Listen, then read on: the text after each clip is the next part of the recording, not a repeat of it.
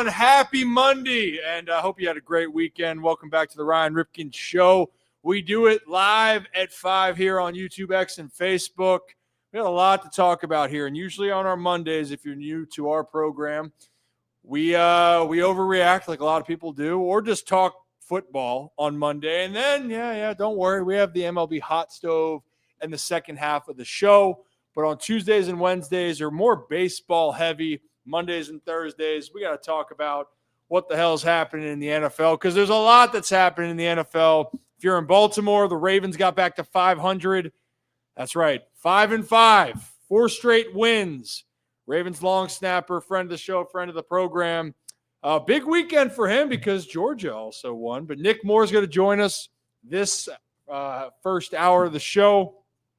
And maybe he can break down what it was like to see a hurricane be run, or I guess occur in Cleveland. How about that, you know? There was some other NFL news, kind of some what the hell happened moments. We will talk about that, and that happened in the AFC North. Go down to Pittsburgh, where there's a little bit of an altercation, and you're kind of scratching your head initially, but when the details come out, does it surprise you? You be the guest. We will get into baseball, and on the baseball side, Ken Rosenthal was talking about, well, you know, Kyle Tucker, Orioles, that could be more than just a rumor, and that there's 2 trade targets out there that people aren't talking enough about. And no, it's not the Cy Young Award winner from Detroit. So that and a whole lot more. Hit that like and subscribe button, Ryan Ripken Show. Appreciate you guys. Behind the sticks, doing his thing, Mr. Brad. Happy Monday. What's going on, my man? Happy Monday. There's also, like, I don't know what to make of the NFL. You know, like, we get to this point in the season, and we kind of have an idea of what's what and who's going to probably run away with it towards as we get closer to the postseason. Every single one of these teams in the AFC, I think, could be one and done in the playoffs. It's wide open this year. I think other than from other years, the top seeds don't scare me like, you know what? That team just clear cut better than everyone else. Except for that Denver defense. That might be the only one. Oh, they are looking pretty good. Pretty good. And you know who's also looking pretty good in his White Star Sales hat again? I appreciate that. I like the windows open. I like the ambiance. Yeah. Set the mood. Yeah. Well, it does get dark here at 4 now. I was talking about so that was this is ridiculous. Like, well, so when it's light out, this studio is insanely bright and it wigs out the cameras. So I actually like that it's dark and we can actually see things. And I will say, yesterday it was one of those like humbling experiences where the Ravens game's on. Like, it's not a, you know, nighttime game. You're sitting there and you're like, okay, I still have the Sunday night football game on. And then it's like halfway through the first quarter and I'm like, and it's pitch black outside. It looks like we're watching a night game in Cleveland. I'm like, we're at that time of the year. I hate it. And also I'll say this, the weekends are even worse because if I even sleep in the slightest, like sleep into like 10:30. Oh, you'll miss the sun. Yeah. It feels like you're like, okay, you get your day going and then you're like, and the sun's going down. But it's always better with the Ravens win.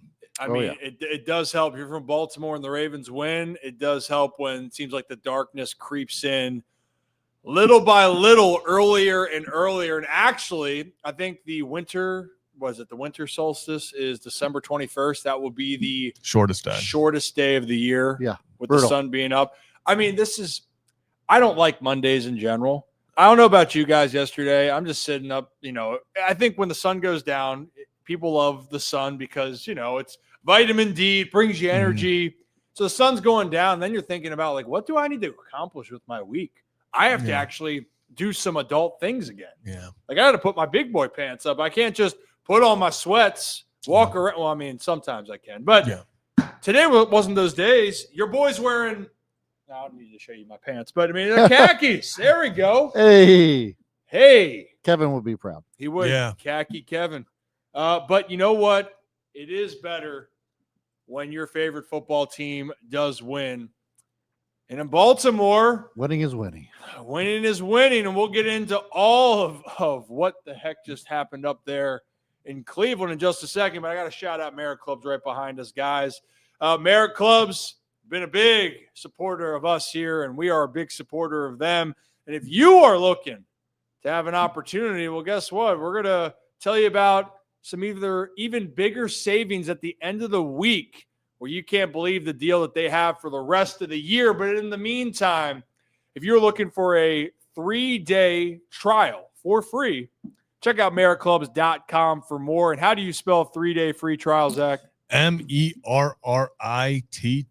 And when I move, you move. Just like that. Oh, by the way, with that, Huggies has a commercial with Giannis. Really? Yes, with his daughter, and the song that's in the background is "Stand Up" by Ludacris. Really? And for our channel members that were on the Rip After Dark on Saturday, it was incredible. I have not seen that. I'll have to show you the Huggies commercial after this. But yeah, that's what I learned. But Merit Club, shout out you guys, and shout out all of our channel members. Appreciate you all. Hit that like and subscribe button. Now let's dive into this, fellas. When I think about football in Cleveland in November, like actually the sun going down fully fits. Yeah. Going down early fully fits. Like what the hell happened in Cleveland? Where you're like, this seems miserable. Nothing about the game in Ohio I'm going to enjoy. Like in my mind going into this, I thought that I wasn't going to enjoy this game. I thought it was going to be a divisional game, and I thought it was going to be stressful, frustrating, and I was right. Mm-hmm.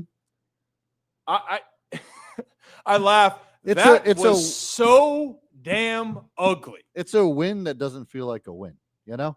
Oh gosh. Well, yes. Like in past years, this is one that I wouldn't feel good. But how about this, guys? The Ravens haven't swept the Cleveland Browns in 5 years. Yeah. Yeah. So like that's cool. Yeah. It wasn't cool that Myles Garrett had 9 sacks. I'm so done. That was my biggest takeaway is we have like 300 days till we have to deal with his ass again. I am okay with never facing that man. I hope Cleveland trades him to the West Coast for $1 million first-round picks. Every single play, even if he wasn't making a play, it was like 7 guys having to block him. He's so good. He's one of those true players where you look at it and you like it hits you where you're like, even at the highest level, like there's still levels to this. He's so good, but it's like also so frustrating because it's like we see this guy twice a year and we somehow still can't stop him or somehow allow ourselves to get blown up by this guy. Why aren't we double teaming? Why are you allowing Rosengarten to just go at this guy one-on-one? I mean, at some point, put the whole line on him. But that's what I'm saying. Like, if there's one person that's not going to dictate this game, it's going to be your best player. And that guy has to be watched at all times. That was one of the more frustrating parts about the game. Hats off to Myles Garrett because, yes, that guy is him. I'm saying he is Aaron Donald-esque. I just don't understand how they couldn't game plan for him, like, at all. It was just crazy. You know, it's crazy. He's got 15 sacks on the year. Yeah, and 5 of them were yesterday. And he has 10 sacks in the last 3 games. Yeah. 5 against New England, where they lost by 19. Yep. A sack against the Jets, which they lost again.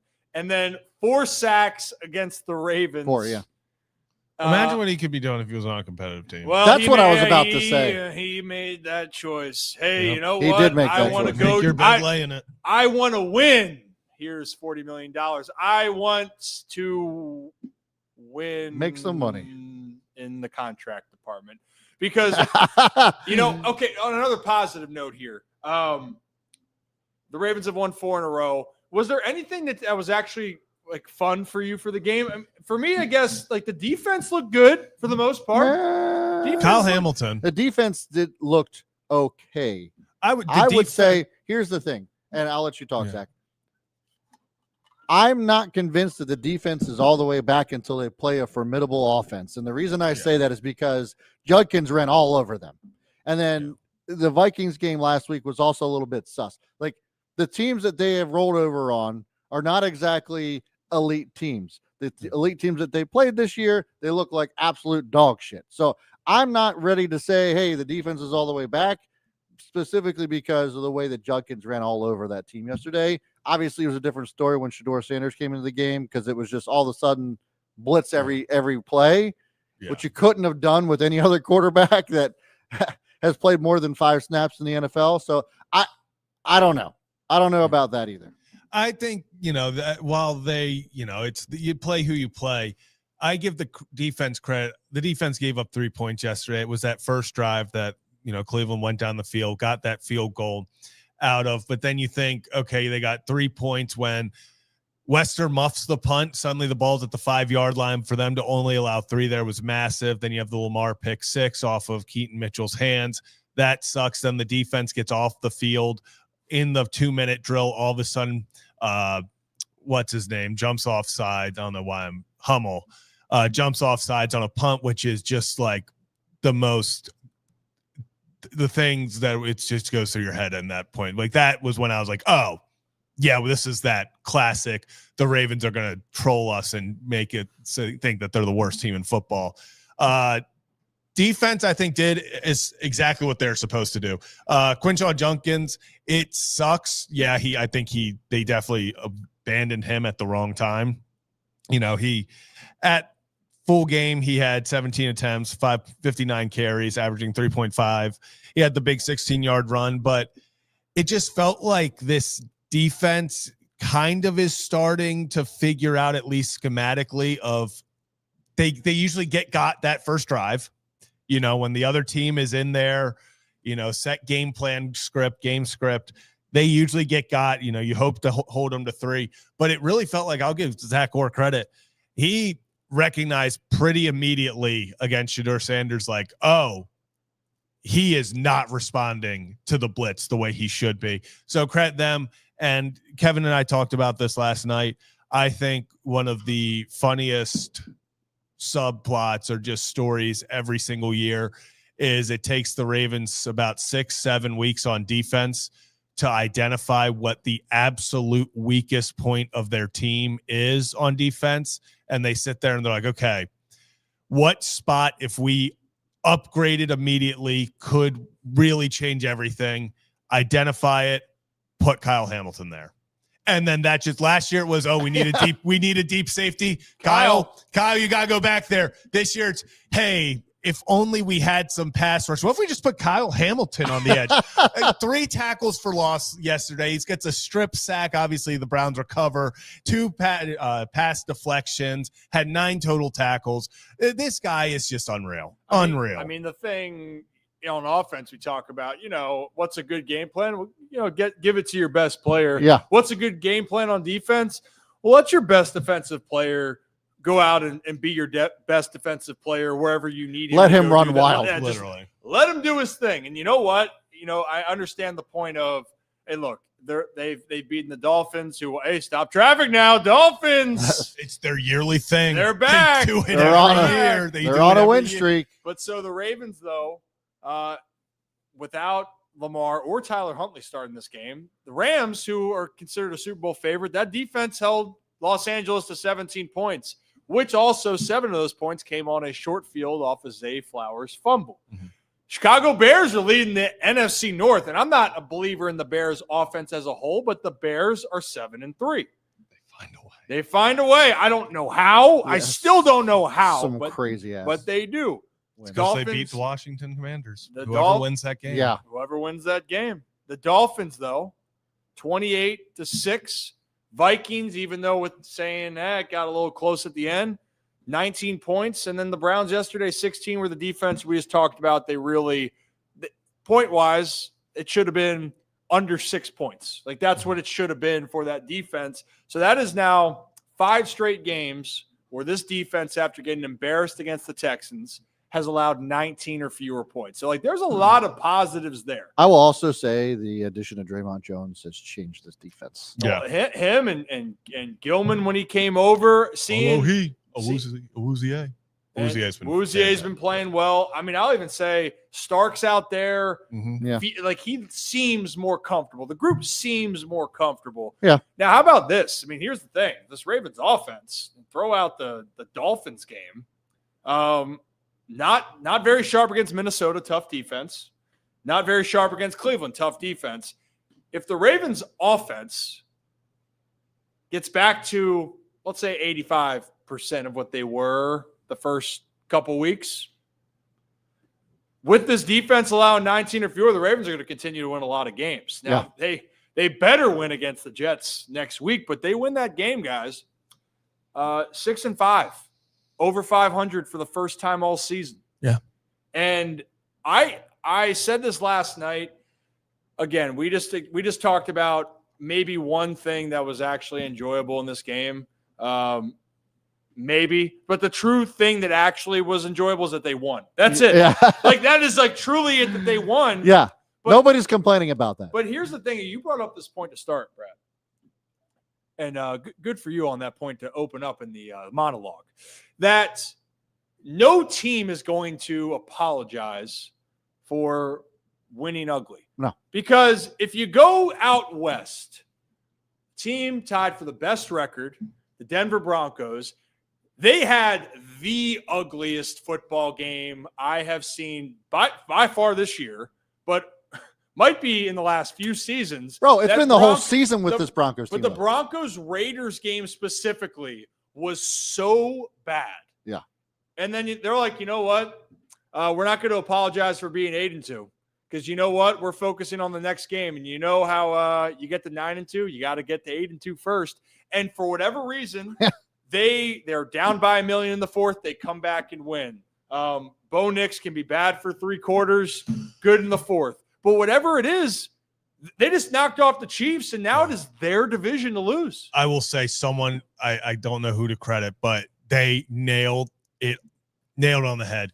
They said watching the Broncos have success is like if the Zach Wilson Jets just kept winning their games. Yeah. It's so true, because you sit there and you watch it and you're like, I don't think this team's good. And then you watch Bo Nix play and you're like, this team's not good. And then at the end of the fourth quarter, you look up and you're like, this team might be good. You don't know what's going. Every Broncos game is the most insane. So It's got to be like a weird like acid trip as a fan. It's like, oh, we should probably tank for picks, and then it's like, are we Super Bowl favorites? But you know what though? No like in between. Here's my thing, and look, I know that the Chiefs deserve the benefit of the doubt every time they go out to play, and Patrick Mahomes deserves the benefit of the doubt every time he goes out and play. But this year's Broncos remind me of last year's Chiefs in that, like, they got into these crazy games and somehow pulled it out of their ass. Yeah. Whereas, like, the reverse is happening with the Chiefs. They're 0-5 in one-score games this season, where they were 12-0 last year. Mm-hmm. And so it's they're not closing out games. But we kind of saw this a little bit last year, where everybody's kind of questioning, are the Chiefs still the Chiefs? And no, don't worry about it. They're getting the playoffs, and then they will be the Chiefs, and then they were until the Eagles met them in New Orleans. So the Chiefs, the dynasty might be over. Well, and the crazy thing right now, both Baltimore and Kansas City are not in the playoffs if the season ended today, except the Chiefs are 4 or 3.5 games back from their division. Their division with a head-to-head loss, and they've lost to the Chargers as well. The Broncos, look, like, they're in the driver's seat. They got the Commanders and the Raiders coming out of the bye. Yep. Here's the thing about the one-score games that I was laughing about. Their 2 losses are also on end-of-game plays. They should have beat the Colts. Should have beat the Colts. They did. But lost 29-28. Yep. On the leverage call. And then the Chargers walked them off for last-second field goal, beat them 23-20, which they were winning in the fourth quarter. Other games that they won. Came back from double digits to beat the Eagles, beat the Jets by 2 in a 13-11 high-scoring baseball affair is what it felt like, the Giants game. They blew out the Cowboys, which is kind of the crazy one, because then they beat the Texans by 3, beat the Raiders by 3, and then walk off the Chiefs by 3. So to the whole conversation here, there is no dominant team. Nope. There is 0 dominant team. I think that in the NFC, even the Rams, who I thought, like, they're good. Seahawks look really good, and they both looked really flawed. Yeah. They're both very good, but the Seahawks almost won with 4 Sam Darnold INTs. Yes. It is wide open. I still say the Seahawks are the team to beat in the NFC.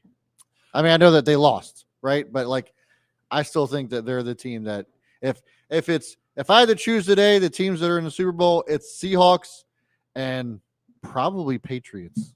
See, and here's the other crazy thing with the Pats is that they got 2 good wins against the Bills and the Bucks. That was nice. Their other wins, they beat the Steelers. No, I'm sorry. They lost to the Steelers, lost to the Raiders. How about that? Yeah.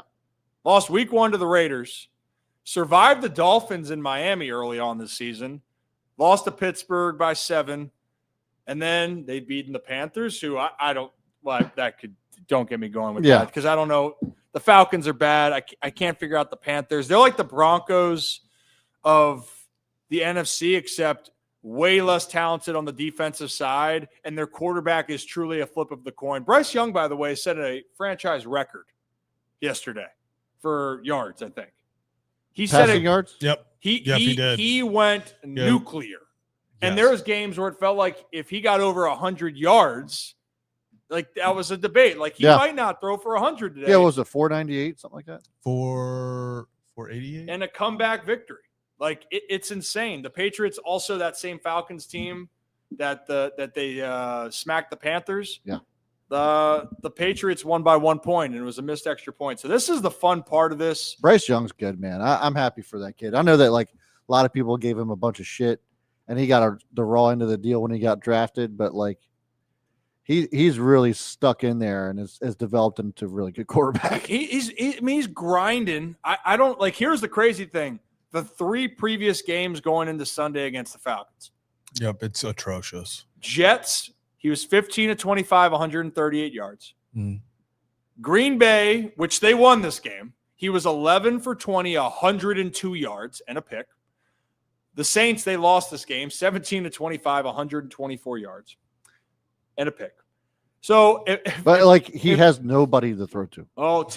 He has someone to throw to. Oh, baby. They just don't like to throw the ball downfield to him. McMillan is a beast. He's a damn good player. But here's the crazy thing is that this is where the talent is. Bryce went, he went 1, 2, 3, 4, 5, 6, 7 straight games not eclipsing 200 passing yards. Yeah. And then dropped a 448 spot on the Falcons, 3 touchdowns, no interceptions, and the Falcons are better against the pass than they are against the run. And so I'm with you, though. I'm happy for him because I think the talent's there. Yeah. And we can talk a little bit later on. People's perspective on young quarterbacks. Like, I know everyone's looking at Shador yesterday and Dylan Gabriel. And like, I'm not going to sugarcoat and tell you the Browns' offense is good because they're not good. No. But can we stop trying to say that rookie quarterbacks and rookies are going to come in and light the world on fire, man? Right. Like, I know it drives you insane. I think the thing that drives you insane about the Caleb Williams stuff was that everyone said he's going to come in and light the world up on fire. Yeah, and I said he's going to suck, and he has sucked all the way up to this point. And look, Bears are 7-3. Don't take that away from him, but it ain't because of Caleb Williams. And he still has some developing to do. We'll see. It's still early. He's in his 2nd year, but like to your point, they don't give rookies enough time to develop before the media, before the fans, whoever you want to blame it on, wants them to come out and save their team. And it's just like, it doesn't work like that. How many times have we talked about the Baker Mayfields and even the Sam Darnolds now, and some of these other guys that come out that they struggled at first, and now they're world-class players, they're world-class quarterbacks. So I'm not saying Caleb Williams can't do it. I'm just saying that it ain't going to happen anytime soon. And I don't think it's going to happen anytime soon with Shador either. Caleb's made more progression than he has the year before. But yesterday was 16 of 32, 50% completion percentage. Not good. The game before against the Giants, 55% completion Not percentage. good. They won, but you're right. Like, I think he has tools to be good, but so far, CJ Stroud came in and he kind of lit it up to start off. But then they figured him out. Jaden Daniels didn't light it up the first year until the second half of the season. Jaden Daniels lit it up. First few games for Jaden Daniels was like, all right, he's going to run. They're going to make it easy for him. I think his coming out party was the Bengals, and I think that's for a lot of teams. Yeah, you know, and I think we give up on players. So I think the NFL gives up on players so quickly. Yeah. And I don't think it's a surprise, to be honest, that a guy like Bryce Young comes from a place like Alabama with Nick Saban, where it was still up until the end a program. And not, you hear Tom Brady talk about this all the time. He's like, we just have college teams now. We have no programs. So you go, because of the transfer portal, everyone just learns the most basic playbook ever because everyone's the first year. You don't have a guy in there for 4 years. And by the time he's a senior and he gets the reins, he knows this offense like the back of his hand. You have just basic, and it's why guys struggle. So I don't think it's a shocker at all. I also think Dave Canales is a fantastic offensive mind to be leading that group. I think he fits that vibe really well. That is a fun team. I don't have the official thing. I think they're like 5-2, 4-2 since Meow Mix retired. If you know that whole story. Well, also, by the way, what's crazy for the Panthers? They're a half game behind the Bucks to lead the NFC South. That's wild. How about that? But you know what? The moral of the story here is don't give up on young players. You know what? Because sometimes they might turn into Pro Bowlers, MVPs, all pros. Imagine if the world gave up on Nick Moore as a long snapper. Yeah.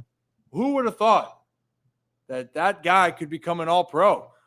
I mean, maybe I didn't know the guy at the time, so I had zero idea, but I'm glad he did, but I guess he'll tell me that's what Georgia does. But we haven't seen this guy in forever. I mean, we've seen him on TV. He was captain yesterday for the Baltimore Ravens, but now he's joining us back on the show. He's my friend. He's your friend, sometimes Zach's friend, Mr. Nick Moore. Hey, gentlemen, how's it going? Hey, Nick, you seem in a good mood. I mean, I feel pretty good right now. 5-5, it's things are starting to get back to normal in Baltimore. So it's been things are well. Yeah, I mean, what was wrong the previous 4 weeks? Was something bothering, or is it just Oh, you're talking about me personally? No, I just meant in general. Like team, you. I mean, team wise, we just hurt, trying to figure out our mojo. Trying to get it together, get guys back, trying to feel each other out. Made a couple moves and got some really good pieces. Shuffled some things around in house, and now we're playing pretty well. Well, we're winning games anyway. Yeah, okay. I'm gonna be honest. Yesterday wasn't a very good game, but a win's a win. Yeah, you don't apologize for winning, and I'm glad that you you're feeling things out. What's up with this guy? You know what I mean? Hey, also, I'll give you a props real quickly. Hey guys, Georgia finally showed up. Hey, they did. My dogs, man. My dogs. Confidence back in the Bulldogs for me, man. Like Texas frauds. Frauds. Yeah, they are. Dude. Hey, poor Arch Manning. He's not quite as good as he was in high school. You know what? It's been a tough sledding, but hey, it was a good weekend for you. Like Georgia, belt to ass. Yeah. That wasn't yesterday for the Ravens. I don't know how to. No, but that was my first win in Cleveland as a participant in the game. That's my first win. Yeah, we were actually talking about this. I think that what did you say? 5 years since it's I think it's the first time in the Nick Moore era that the Ravens have swept the Browns. Yeah, it is. Well, I'm pretty sure we swept them in 2020, but I was on practice squad. So, but I was a part of. I played in that season, so technically I was part of the team. There you go. As Nick Moore is the full-time long snapper. They won. We won in 2020 in Cleveland, 55-yard game-winning field goal. And that was that. I think that was a Monday Night Football game, and then we won in 2023 when I was injured. And so for me, all 4 of the games I've played over there went exactly how this one went yesterday. The only difference is we came out on top yesterday. Yeah, walk us through, because that just seemed like if you said what's a game in Cleveland in November and it's kind of like gloomy, it just like that's how I envisioned the game being. But like, did you feel that with also the wind earlier on in the game? Like you're warming up and you're like, this kind of stinks. He told us that. I know. The wind was. I let you guys know early yesterday, bro. I was looking out my hotel window at like my bus. I took the 2:00 bus. I'm looking out the window at like 1:30. I'm like, bro, the trees are like 45-degree angles. I'm like, dude, this is not gonna be good. It's just gonna be so bad. It was cold. I mean, it was like the temperature I think was like 40, like right in the low 40s. Yeah. But the on-field temperature was like 25. Cool. And we had, wind. The weather app lied, bro. It said it was winds from 10 to 15. I was like, there's no way, dude. It blew my hat off my head. It was affecting, like at pregame, dude, it was affecting my field goal snaps, my punt snaps, Jordan's punts, his drops, Tyler's kicks. I mean, it was a very aggressive wind, arguably one of the windiest games I've been a part of. Can you describe what that's like, Nick? Like when you're warming up, because yesterday across the East Coast, it was bad. Wind was everywhere, big part of the games. I also lost my hat when I walked outside. Yeah, it's two guys going through it. We're just going through it, man. We were just going through it yesterday. You know what it's like playing in that kind of weather, dude? It's literally like when Ryan goes to the tee box with his driver and he's just spraying and praying, That's basically what I was doing. Dude. I was just throwing as hard as I could and just praying that the spiral was tight enough to kind of cut through the wind a hair, but it got me. One of the ones in the game, it was like it's going to be a good snap, and all of a sudden it just goes and just dives off to the right of Jordan, and didn't look so hot on tape. But that's just, when you're playing wind like that, man, you can't play the wind. For me anyway, you can, like if you're kicking and punting, but like for me, you can't play the wind because you can't assume that it's going to affect the trajectory of the ball. So you have to just do what you normally do. You might err, like for instance, we were playing, all of our punts were going from the right of our bench to the left of our bench. So the wind was coming off our bench going towards their bench. So it's on the field, it was a left to right wind. So you try to err on throwing the ball left side of the body, hoping that it comes back. If it stays there, it's fine. But if it moves by the wind, it still stays within the framework of his body. I did not quite do that on one, and the wind just took it like a foot outside of his body, and I was like, oh, it just looked bad on tape. So, but it's hard. When you're playing in that environment, it's very difficult. That's for sure. It was like last night's game where who kicked Bates. Bates kicked it. Yeah. As soon as it was off his foot, the wind just sheared it off to the right. That was crazy. Nick, real fast. You talked about the wind impacting, even Stout when he had to kind of go left to right, knowing that for Wester, obviously a little troubles on the one muff punt, but how just from being on the field, how much was the wind impacting the ball in the air on a punt? Because it looked like both teams at some points, the returners after that, everyone was just bailing out. They were like, I have no clue where this is going.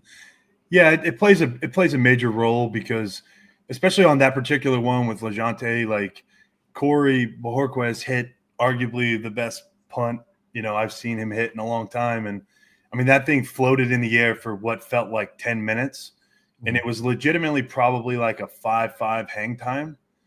And the ball, like it starts going left and then all of a sudden it starts straightening out. And then all of a sudden it starts diving back to the right.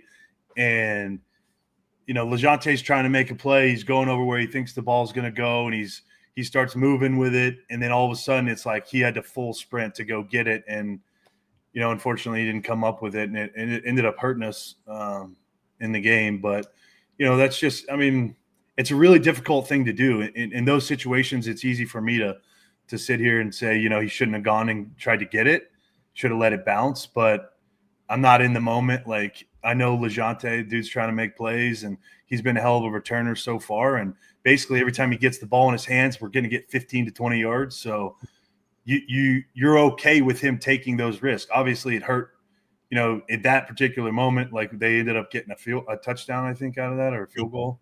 They got points, so it's obviously not good.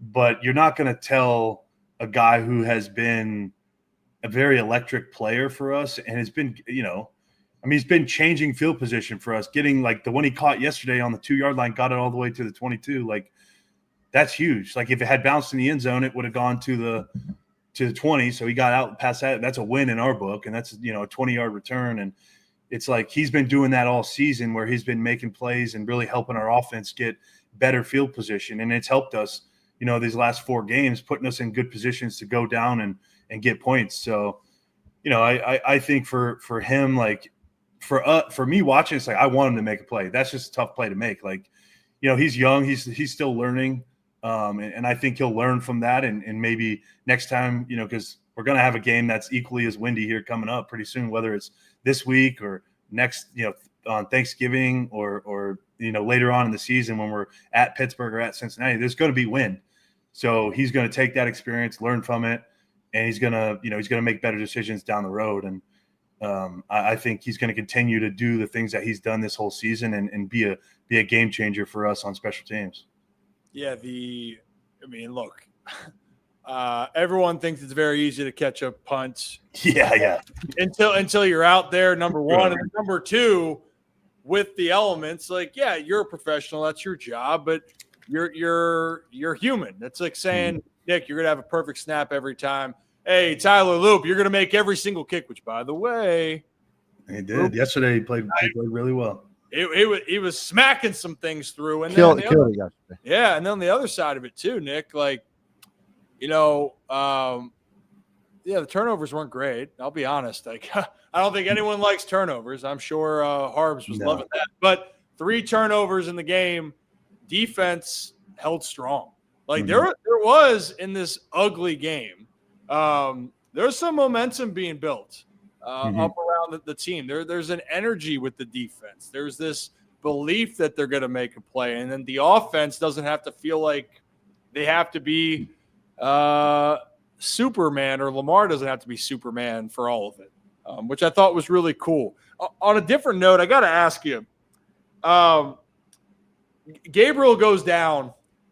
We could hear on the broadcast, was everyone – like, you could just hear that they were so pumped Shador to get a chance. Was it as loud there for him on the ovation as it was on the TV?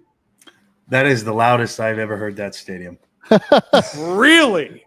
I have never heard that stadium. So, it was so loud. Like, Jordan and I were on the field. I was, like, doing a couple underhands to him. We moved off. The kickoff happened. We're, like, going to the bench. And it was so loud. You literally, like, turn around and you're like, what are they cheering? And then you, like, obviously you see 12 like trotting on the, because I didn't know Dylan went down. I had no idea he had got a concussion. We didn't even know. They showed it on the Jumbotron, and then that's when they first started cheering. And then when Shador came out as QB1, that place went bonkers.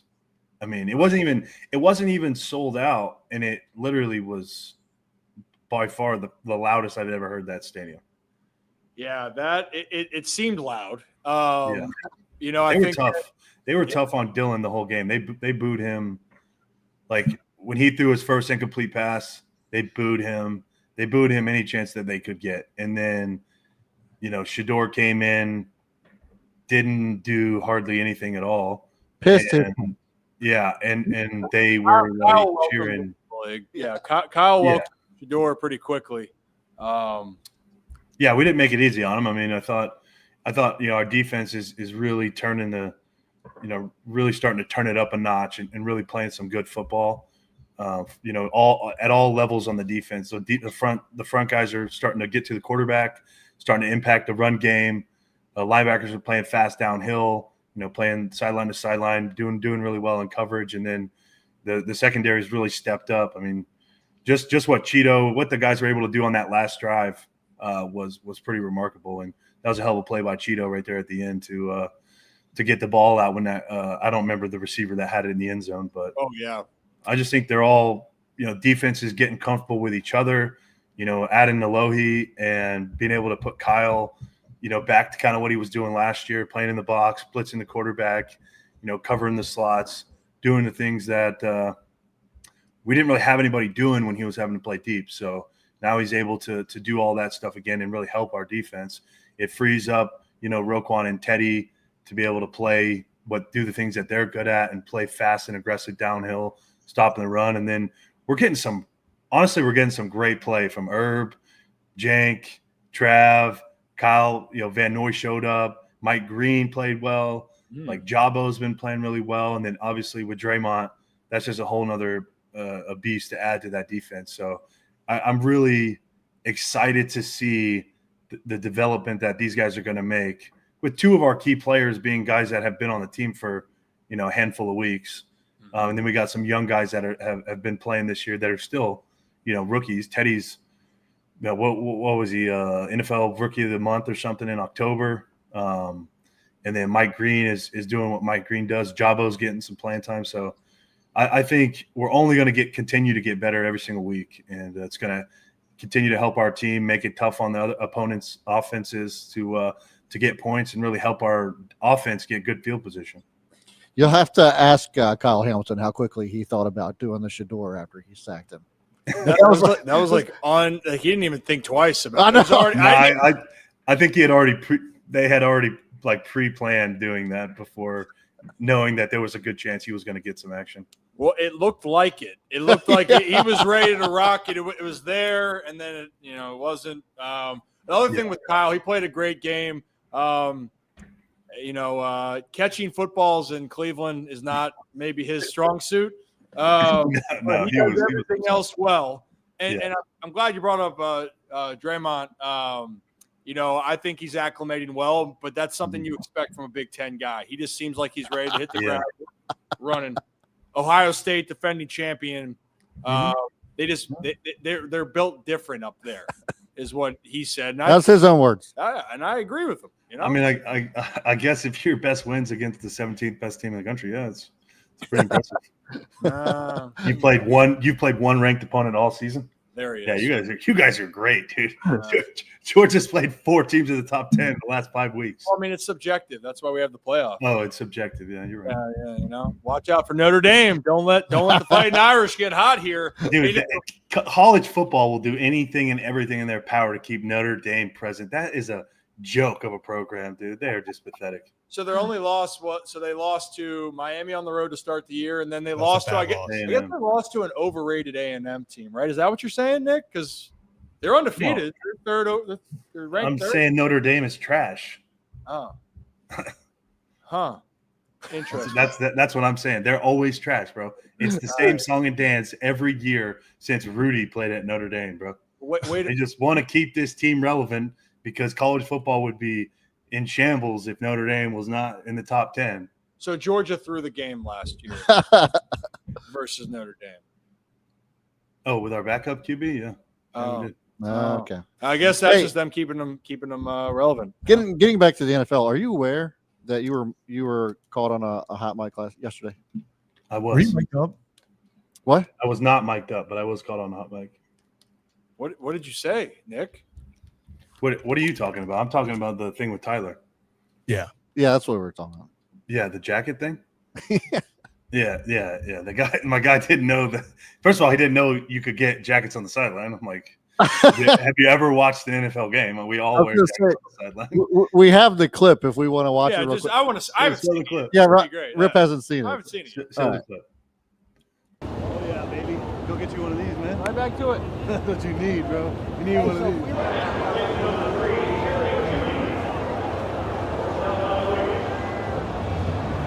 Oh, they have no arms. Yeah, I know. I didn't know that. You gotta put your hands in little pockets on the side. Yeah, there's big pockets in the middle. And then cross your arms. Nothing gets in there. Yeah, and then you sit like this, and you're like in a little igloo. I love it. It's so nice. So Nick, as a self-proclaimed leader of this special teams, where's the leadership to tell him that hey, get the Rook a jacket? No, I told him to go get a jacket, bro. I literally said, go get you one of these. How come he's figuring it out in week 10, 11? Well, Listen, because we haven't played a game that's under 40 degrees yet. That was our first I one. was going to say, We don't also, even bring like, him out.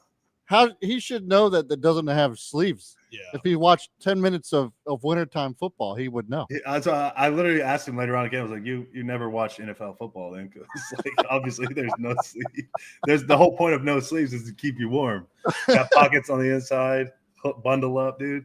That's my best. That's my favorite part of the game, dude. Just sitting there on the bench, heated bench, nice jacket with the hand warmer, beanie on, dude. That's what I love. That's what I love about the game. That was hilarious. That you know what? I take it back. That's leadership right there. Get a jacket. Yeah. Hey, they don't. It doesn't have. It doesn't have sleeves. Well, they had. So this is the thing. They have guys standing like as you're coming off the field with jackets. All you have to do is turn around and they put it on you. Me and Jordan did it right next to him. He just kept walking. So wait, I don't know. I can't be more of a leader. Like, dude, you watch us. We're getting the jackets. You just grab one. There's a guy standing right here. Just a typical rookie move. Yeah, but do you assume like is there a position that you assume for them to put it on there? Like do you hold yourself like this? Is what's your pose?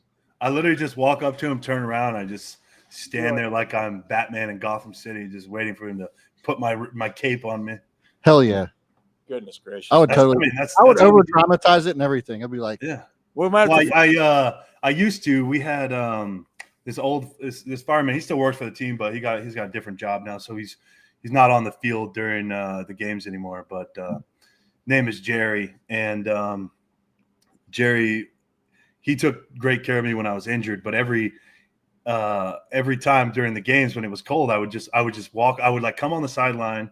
He would be nowhere to be found, and I would literally just scream, "Jerry!" and then I would just turn around and stand there, like across my arms, and just wait for him to come put it on me. Wouldn't even move. Other guys would try to put jacks on me, be like, "No, I'm waiting on Jerry." And he would like come running out of the thing, and he'd put it on. He'd do a little pat on the head, and then I get sit down.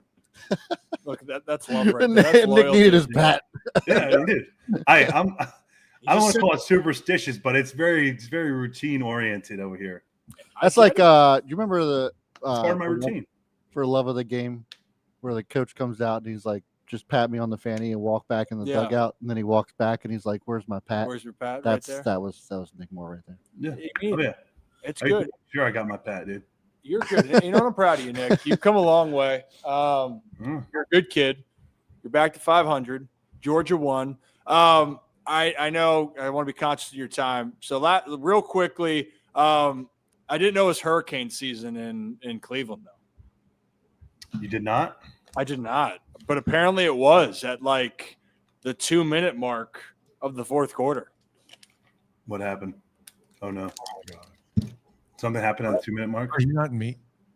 He probably didn't see it. I didn't see it. Do you know that Mark Andrews scored a touchdown? I did see that, yeah. The game. Yeah. Do you know that the fake tush push was called Hurricane? I did not know that. Yeah. See, this is why you come on the show, so we can teach you a thing. Did you? How did you know that was called Hurricane? Did they say that? Mark Andrews said it was called Hurricane. I knew that we were running that play. I just didn't know the name of it was called Hurricane. So did you watch it live? Did you see it? Okay. I was standing because it was third down, and I was standing right there on the sideline, perfect angle. I was right down the line, exactly down the line. So what went through your mind when he just did a little bit of a spin cycle to the right here? So I saw this play in practice, and I literally was like, "Oh my God, if we run this play, it's gonna work." Like it faked out everybody. Like our defense knew it was coming; they had already run it, and it still like got them. And because like we put the little wrinkle in last week where we pitched it to Lamar. We ran that play a bunch, but we haven't been. We weren't successful against was it LA? I think we were 0 for 3. We haven't been super successful with it, this season.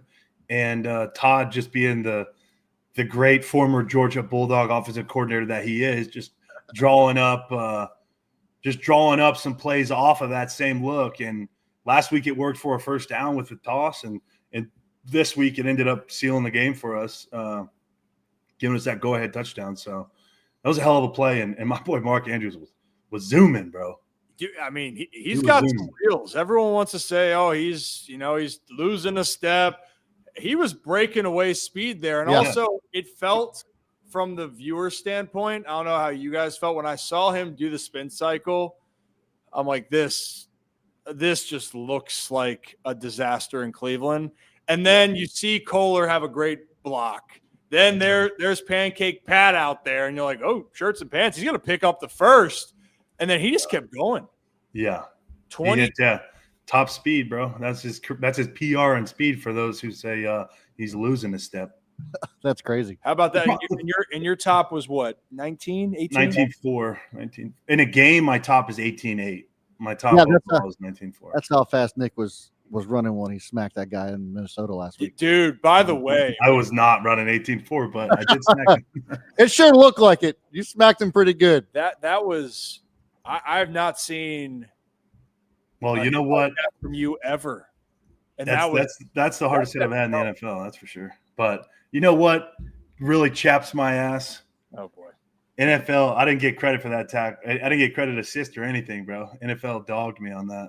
On the tackle? Yeah. What? We appealed it, and they said that the tackle would have been made even if I didn't hit him. I was like, bro, it's an assist. The guy's on his feet. I hit him to the ground. That's an assist. Yeah.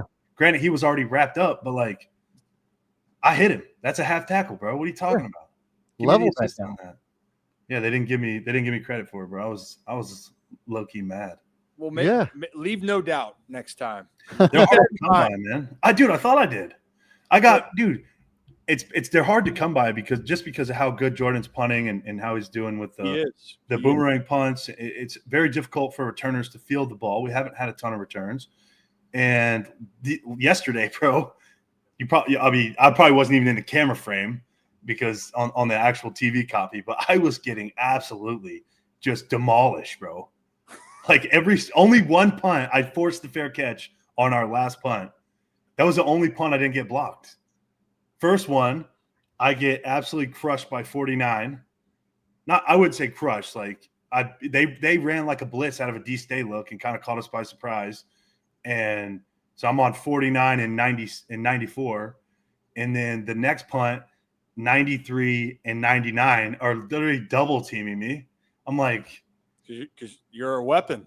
I'm like, no, 99 was like, bro, he's like, Bubba told us, Bubba's the special teams coordinator. He's like, Bubba said, we got to block you, man. I was like, I'm the freaking long snapper, bro.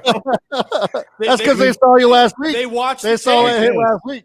I guess. And then the third punt, 98, just absolutely ate my lunch and took me out behind the shed. It was and in my defense, I was blocking a different guy, and he came from my blind side and got me. And then just 98's a big boy. I don't know if you saw him out there. That's a big boy.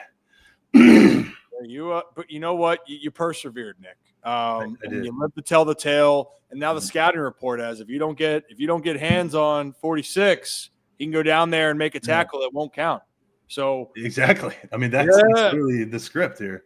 I'm going to run down, affect the play, and then NFL is going to not give me credit for it. They say don't watch the box score. You got to watch the tape. 46 is a weapon coming down the field at 19 miles an hour. Man. Hey. And just so you can know, I got on the treadmill the other day, and I was in some Cole Haans, just in some white Cole Haan. Oh, I love the all white Cole Haans, man. I was in those, and your boy got up to 20 miles an hour. Dude, treadmill doesn't count, bro. It propels you to run faster. Okay. Run on the ground. Let's see. Dude, I was in Cole Haans in these khaki pants, dude. Here, you want to see these things? Look at that flexibility. You see that? We were moving. One of these days, we did. I even did the 5-cone drill. We're not going to have you do any drills after the whole, conditioning. Achilles, no cone drills for me. My agility will never be the same. No, but you know what? You bounced back. You won in Cleveland. Yeah, we did. You're a good kid. I'm excited for you. Well, I'll let you go be a family man. Good luck on Apex Legends, by the way, as well. I'll be there tonight. I'll be grinding. I got to put the kids to bed here in about an hour, and then it's go time for your boy. Come find me on Apex Legends at Spank. That's all it is. You not play COD? That's my name on Apex, bro. Spank. Oh, we know. We're aware. Come find me. Oh gosh. It's not. They wouldn't let me do Spank Bake Bandit. Okay, I had to do Spank. I wonder why. Hey, Call of Duty lets me do Spank Bank Bandit, but not Apex. Apex has got morals, I guess. I don't know. They're more G-rated. Yeah. No goodness. Oh, sugar. All right, Nick. All right, gentlemen. Talk to you soon. See you, Great Nick. having you. See you, boys. Moore, everybody. Good kid. Good kid. Just feeling things out. He's doing well. Yeah, it's good having him back. It's good having him back.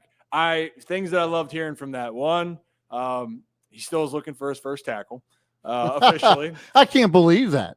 I can't believe they didn't give it to him. I can't. Well, I can, but he was robbed of that. He was. Number two, that he confirmed that the loudest he's ever heard the Brown Stadium was when Shador came in the game. That's crazy. What else was there? And then that the watching the tush push plays in practice on how even when the defense knew it was coming. Yeah. It's a lot of things we learned. And the wind. What do you got? And that Notre Dame shouldn't be in the college football playoff, even though they beat Georgia. I would love to hear from Charlie Kohler about that the noise as well. Yeah. And the play. Hell of a and the block, hurricane too. play. Oh, yeah, the hurricane. And also we taught Nick what the play call was. Yeah. Just something new every day. I did find, just going through the all 22, I found 2 already of the punts. He wasn't lying. They triple teamed Nick every time. I don't know what the scouting report said, but they just kept sending bodies at Nick. He would get in the open field and here came someone else.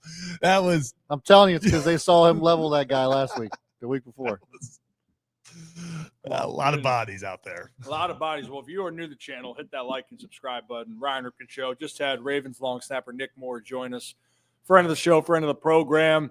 We are live on Facebook, X, and YouTube. See you guys everywhere. And for our channel members, we see you guys. Appreciate all of the help. And do we have the channels member rocking now? Yep. So if you want to be a part of the channel members, I see right here, Steve, Loop kicked in Arizona, so that makes a lot of sense. Yeah.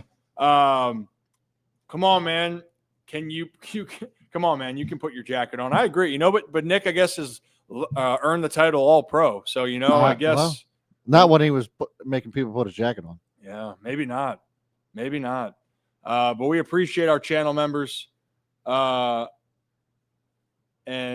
wait, so Kyle Hamilton is going to be at the Calvert Hall Turkey game? Is that happening? Is Joe right about that? Was it? I don't know. I see Joe saying Kyle Hamilton's superpowers will come out when he puts on the Hall hoodie this year for Turkey Bowl. It's not happening. They're not gonna pay him over much. Zach. Well, though I will say, doesn't he have some sort of relationship with Calvert Hall too? Yeah, I thought Kyle Hamilton hasn't he been to Calvert Hall before? Yeah, it was a part of that. It's when Zay showed up to it. The Ravens do what's it called, a high school game of the week thing. Yeah, and he had a Calvert Hall. Yeah, so he went to the Calvert Hall one, and that's when Zay went to Loyola. Also, I will say, devastating for non-Calvert Hall goers, but Sean Tucker, Calvert Hall alum, 3 tutties yesterday for the Bucks. That was good for the fantasy team. I can tell you that. Good for the MIAA. Good for the MIAA. Yeah. Man. Don't sleep on Glad them. someone's pulling their weight. Yeah. I didn't realize he was from Maryland. Yeah. My brother played against him. Oh, did he run him over like he did? Like my brother was like, we should have known that moment that he was capable of this. They're just some people when they step on a high school field that you're like, know. That was him. That was like that guy. I remember. I think it was Destroying actually played against Lamar Jackson in high school. Basically, gave the same story. It was like when he walked on the field, everybody was like he was like a celebrity then. Yeah, and everybody knew that vine. That vine is still out there. It's crazy. Yeah. The other part, in fairness to Nick, you don't want to hop into it. Do we want to just talk about the offensive line? Is that kind of? I didn't want to bring that up. That's what I'm saying. We did not want to bring it up in front of Nick because if there was a part yesterday. Plus, he couldn't speak on it anyway. No, there's nothing he could say about it. John Harbaugh was asked about it earlier today. Yes. Not And but I mean, also, I wouldn't expect him to come out and blast anybody, but just as a fair assessment, the offensive line was overmatched, to say the least, by the Browns. Now, the Vikings and the Browns, both their defensive fronts are good, but that's not really good, especially for a player that is – I still think Lamar is a little bit banged up. I do think he's still trying to scratch and claw. But there was not a lot of time. And Myles Garrett did whatever he wanted to the entire game. If they can start to correct some things there, that would be great. But they play the Jets. They play is that the tush push play? Yeah, I don't know why that came up like that. Hold on. I wanted to show this so that we could kind of discuss about it. So for context here, so John Harbaugh was asked about the offensive line, and he was quoted as saying from Jeff Zrebiec here that you put the best 5 players out there. It's not even a hard question. Harbaugh said he sees room for improvement from the O-line, but he thinks the group is getting better. And that's, I think, the criticism that people are drawing from this is that you can still say, hey, like the offensive line absolutely needs some work, and we're trying to find the best way to figure out how to fix the problem without just saying, oh, well, our best guys are out there. It's just like, well, no kidding. Like, you don't have anybody that's better that you could throw on there. We get that part. But, like, you could at least address the elephant in the room, and that Lamar Jackson's running for his life. Yeah. Probably a good chance he got a sore knee last week because he keeps getting hit all the time. And then, yesterday with Myles Garrett just running all over the place, Rosengarten got blown up. Everybody got blown up. Ronnie Stanley got his ass kicked too. But it's just like, what? That's just not the answer that I think people were hoping for. Yeah, I mean, I think that the pro was that Derrick Henry ran for over 100 yards, so that was nice. Now, 59 of the 103 yards came on one carry. Yes. Number 2, the Ravens and Lamar threw for under 200 yards. Lamar was 14 of 25. And the bigger part here, when you're looking at team stats, we mentioned that Myles Garrett had 4 sacks by himself. That's a hard thing to overcome. The Browns ended up having 5 total sacks, so 4 by Myles Garrett. And the Ravens averaged under 6 yards per pass when they completed it. So, yeah, to your point, Brad, it's about keeping your quarterback healthy, because the reality is we're seeing it. The Ravens, if Lamar's on the field, they're going to have a chance the rest of the way. They're going to be favored against the Jets and the Bengals and every team except the only ones now that you wondered, the Patriots, if they keep winning, could create a conversation, but I still think the Ravens would be favored. And then Green Bay, I think the Ravens could be favored going there, but it could go to Green Bay at this point. But you got to keep Lamar on the field. If he's not on the field, he can't make plays. And if he can't make plays, you can't win games. And that's going to change the trajectory of the season for Baltimore. So, yeah, I mean, I guess I'm not going to say it's a get-right opportunity with the Jets, but Lamar you got to keep him clean against the Jets. They did trade away 2 of their best defensive players. I would give Derrick Henry and Keaton Mitchell. I would give Keaton Mitchell 15 carries against the Jets. I'd give Rasheed Ali 15 carries against the Jets. Let Derrick Henry get the first 10 to 15, and then hope you get a big lead. Get Lamar out of there halfway through the third. Keep it like this needs to be. And unfortunately, it won't be, because we've seen this Ravens team this year, and it feels like it's one of those, like, we'll win, but we're going to keep this thing interesting type. And this is the game you just hope get guys out of here. Well, and that's what I was kind of referencing towards when we were at the top of the show about, like, I'm not convinced that the Ravens are back yet, because like they have to blow out one of these terrible teams that they've been playing. They haven't done that yet. And I'm just maybe blow out the Dolphins. Yeah. It's a revenge game against the Jets too, or for the Jets quarterback, Tyrod. They did blow out against the Dolphins, but I don't know about a revenge against Tyrod Taylor. It's not the first time they played. Yeah, so Taylor's going to be starting, by the way. For those that didn't hear it, Fields is benched. So that to me, I think will give the Jets a little bit of a boost. They got to blow out this team. They should. I hope so. But for right now, you win that game, you're 6-5. Pittsburgh goes to Chicago to play Caleb Williams, and the Bears. Yeah, well, Mason Rudolph is going to Chicago, it seems. Well, Mason Rudolph. Do we have a confirmation on that broken wrist? I've not seen any confirmation. I've just more... seen, it's the class. He might go into like a dark hole and come out with like a new wrist or something. I don't know what Rodgers does, but I'm not. Well, I'll tell you what, Mason Rudolph, they actually threw the ball down the field with Mason Rudolph in Yeah. that game. Their offense actually seemed like they picked it up a level when he came into play. Jalen Warren's also out. Yeah, I had him on a fantasy team. That was tough. He was running wild early. Yeah, he was. Yeah, he was. And then Kenneth Gainwell, if he takes over the backfield, he's like I have Kenneth Gainwell on my bench and watched him score a ton of every single time. Yeah. Mason Rudolph, by the way, 12 of 16, 127 yards, 75% completion percentage, and a touchdown. And they won 34-12. Now, Joe Flacco had some moments, and one of those moments was not a good moment where he throws it directly to the other team for a pick six. That was a Joe moment. That was I was going to say that's a quintessential Joe moment. It's he's going to sling that thing down the field. It's a touchdown, arm putt, but it's a beautiful spiral. Then he will telegraph a throw to the other team. That's correct. It's a guarantee. It's a tale as old as time.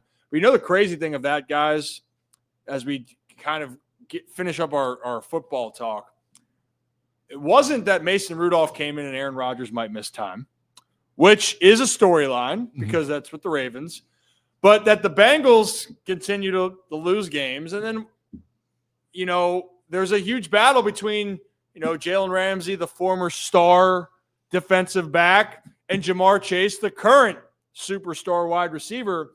And the initial reaction when you see it, you go, wow, what the hell is Jalen Ramsey doing, man? I mean, Brad, I think that was your initial reaction. Being like, dude, what the hell are you doing, Jalen? Like, my exact words were that he was a little bitch. Yeah, like that was a punk move. And then after the game, everyone's going, no, he spit in my face. And I think Jalen Ramsey, do you have the interview by chance, Zach? Jalen Ramsey's? I don't have Jalen Ramsey's. I have Lamar. I take that back. Jalen Ramsey is sometimes a little bitch. Yesterday, he was not. That was he is like the common denominator amongst a lot of these fights that they get into, but that one, the part where didn't deserve to get spit on. No, and that was the thing is that Jalen said, "Do you have the interview by chance, Zach?" No, I have Jamar's. Okay, interview. we have Jamar. So Jalen after the game, he said, no offense to the football game, but once I get spit on, I could care less about the game. Now it's become personal. Yeah. And all right, it did get personal. Jalen grabbed his face mask, punched a player in the helmet, which I still don't understand punching a player in the helmet. That's a whole different discussion. Like if you want to rip the face mask and try to drag them down, like that's a better strategy than trying to hit someone. Miles Garrett it. Oh, that's taking it to the next level. But yes, that's like more effective if you're really going to go for it. If we're going to be technical, yes, that would be the most lethal. The case though, Jalen says he spit on me. His player said, "Hey, Jalen said he spit on him. I believe him." Oh, you think he'd make it up? No. And Jamar was asked about it after the game. So Jamar Chase, they said, "Hey, rumors, Jamar, you spit on Jalen. You want to comment on that?" Let's play that clip for you. What happened with Jalen? Exchanging words. He was saying that you spit on him. Did you spit on him? I ain't never opened my mouth to that guy. What do you think prompted the reaction from him? Well, he don't like some of the words I told him. We've been going back and forth the whole time, so I'm sure some got under his skin. So it was building the whole game. It just wasn't on that drive. The first time we had a altercation, and then it was the second time. Is that the first time in your career anybody's ever punched you? Like egg? You see me get punched? Looked like you threw a punch. So, just to be clear, you did not spit on him at all. That's what he's saying. I ain't spit on nobody. I didn't spit on nobody. I didn't open my mouth, actually, was the phrase. Well, the saying, when there's video cameras all around at every angle, that's going to tell the truth. And that's not a saying. That's just what I'm saying. And there is a clip of that. Zach, do we have that clip of the spit? Do. Well, here it is. Zoomed in. Jamar Chase, Jalen Ramsey. You guys be the judge for those that are listening. Can you pull that clip up for me real quick, Zach? So we're going to see it again real quickly. Right there. So I'm not just saying it looks like his mouth opened there. And it looks like there is a whole lot of spit that is popping out of there. And not like, when you talk like I do, and sometimes you're just so loud. Yeah. And sometimes you might just have a spray when you're talking to someone. This was no spray. This was No. You geared up and you let one fly. And Jalen Ramsey then immediately, all right, that's it. Grabbed him by the face mask and the punch was on. Once again, the grabbing of the face mask and does not make sense to me still. Like we were talking about, I just don't see the logic of let me punch the hardest pad of the. I will say though, this fight I felt like made me feel really old because I was like, I remember when Jalen Ramsey got into a fist fight with another insanely talented top wide receiver in the league for the Bengals and AJ Green. This was something that was building up all game. I mean, if you think this was the first interaction between the two or little, shoving battle, it wasn't. I mean, if you look back, there are compilations on the internet. Ramsey was taking cheap shots after plays. There were times where he was just, ball goes by Jamar standing there. Ramsey hits him in the lower back to take him down. This was just a classic number one wide receiver versus number one cornerback. I agree with Brad or Ryan, whichever said the former, top corner. I think Jalen's best days are a little behind him, but it did feel like this was one of those things where it just boiled over to a point. I'm going to be honest. I understand that it came out and obviously the video with Jamar.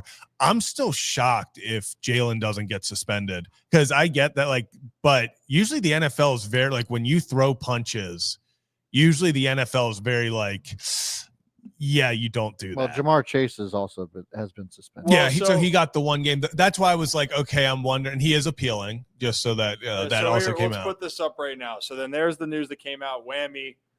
NFL suspended. Adam Schefter put it out. Suspended Bengals wide receiver Jamar Chase for spitting at Steelers defensive back Jalen Ramsey. Chase denied spitting at Ramsey. You guys heard the video. But the league determined the video evidence was sufficient to warrant a suspension. Now, I think where this argument is with fighting or punching, I think one that you want to justify that someone, why are you throwing a punch? Well, no, I got provoked.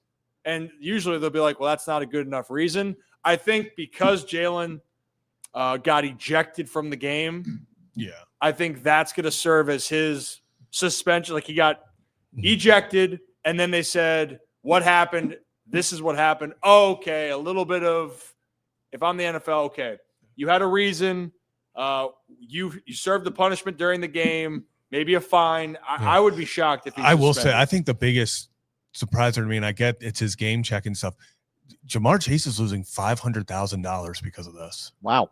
Yeah. $500,000. That's just that to me. That's a lot of that is a lot of money. And I understand the contract he has, all that. And it's yes, it's his game check, all of that. That is a lot of money. And just I wouldn't be shocked if the NFL kept the fine but not the suspension, or the suspension but not the fine. I wouldn't be surprised if one of those changes in the appeal, but it'll be interesting to see what the league did. That was a game I was kind of, obviously following because it was AFC North, and not seeing anything that led up to it. And obviously we didn't even know about the spit thing till after. From my vantage point, I was like, these guys are just throwing hands middle of the, I'm not going to lie. For a second, I was like, who's back? AFC North football. I was like, now we're getting rivalries going again. So that felt good. I will say for AFC North fans of AFC North rivalries, some just hard nose, we will get in your face and get into a fight. That was good to see. It was good to see. Well, maybe not the results, but I like the chippiness. I do. Oh, yeah. Not the circumstance. I still think you got a problem with somebody. You can do it in different ways. Even if you want to get in a fight on the field, maybe not have it be over that you were spitting on someone. Spitting on someone, for me, that's just come on, dude. Just throw off the helmets. Yeah. It just be like in the NHL throw off the helmets or throw off the gloves and just go at it. Yeah. I'd be down for that. Yeah. Just one last thing. Just, as someone who has Jamar Chase in fantasy, we are aware of the situation ongoing. We're handling it internally. Personally, we didn't find him in any wrong. So, he's good in our book. He's good in our book. He will be back as soon as the league, gives him his punishment. We will accept it, and we will move on with our goal of holding up some gold in the middle of Still good on January. your end after you spit on somebody. Yeah, we let bygones be bygones. What's your team name? What's your organization? Officially back. So that's how Officially Back runs Yeah. their organization. Yeah. So for us, we who's not back and who's not going to come back is the Bengals as a team. oh gosh. There is like all this talk last week about Joe Burrow coming back, whatever else. They lose this game. They're probably going to lose next game because now Jamar Chase is out. Just leave Joe Burrow out of the rest for the rest of the season. My biggest fear for the Bengals is that even if they're not in it, like Joe Burrow has consistently through his career been one of those guys where he maybe comes back from something a little too early because of the competitor. And like, this is almost one of those things where the Bengals, if they don't win, or they only win one of their next three, because that's the other thing. Let's say, they go in their next two, then they come back. Like his first game back is against the Bills. So it's not like all of a sudden it's like they're automatic. My biggest worry for him would be if they're not in it and he's just one of those guys where he's like, no, I'm going to be there with my boys no matter what. Zach, that's when Zach Taylor needs to step in and say, no, the fuck you're not. Oh, I agree that's if they live without. I just don't know. I also not sure how Zach Taylor and them are running that place, but there's a lot of question marks for them. For the Bengals, though, here's the deal: they play the Patriots this week. You lose this week, you're 3-8. They are going to lose this week. They're definitely losing without Jamar. You lose this week, you're 3-8, and you still got to play Baltimore twice. Yeah. Although, are they at New England? They're home. Weirdly would have felt better about it. Joe in New England. Seen that before. Yeah, seen that before. Joe in New England steps up. Joe in Pittsburgh, while he has some great moments, he does have death taxes, and he will throw the ball. The other team picks. Pick six, Troy Polamalu. It's on there. Yeah. Joe's rookie year. Yep. Steelers went to the Super Bowl, but the Ravens won theirs 4 or 5 years later. Last subject on the NFL, guys. I just thought it was a cool moment. The comments, did you guys see the Seahawks? They lost that game to the Rams. Yeah. Hell of a game. Sam Darnold did not play well. I think that's fair to say. He threw 4 picks. Yeah. Up until that point, he was pretty spot on, lights out. And a big reason why, Brad, you thought the Seahawks still are maybe the best team in the NFC. Defense is good. Sam was playing well. JSN out there, wide receiver, is just dealing. And you can argue he is the best receiver. Kenneth Walker's walking in touchdowns. Finally, no more. Okay, Zach, sorry, I don't mean to bring up a sore subject. Yeah.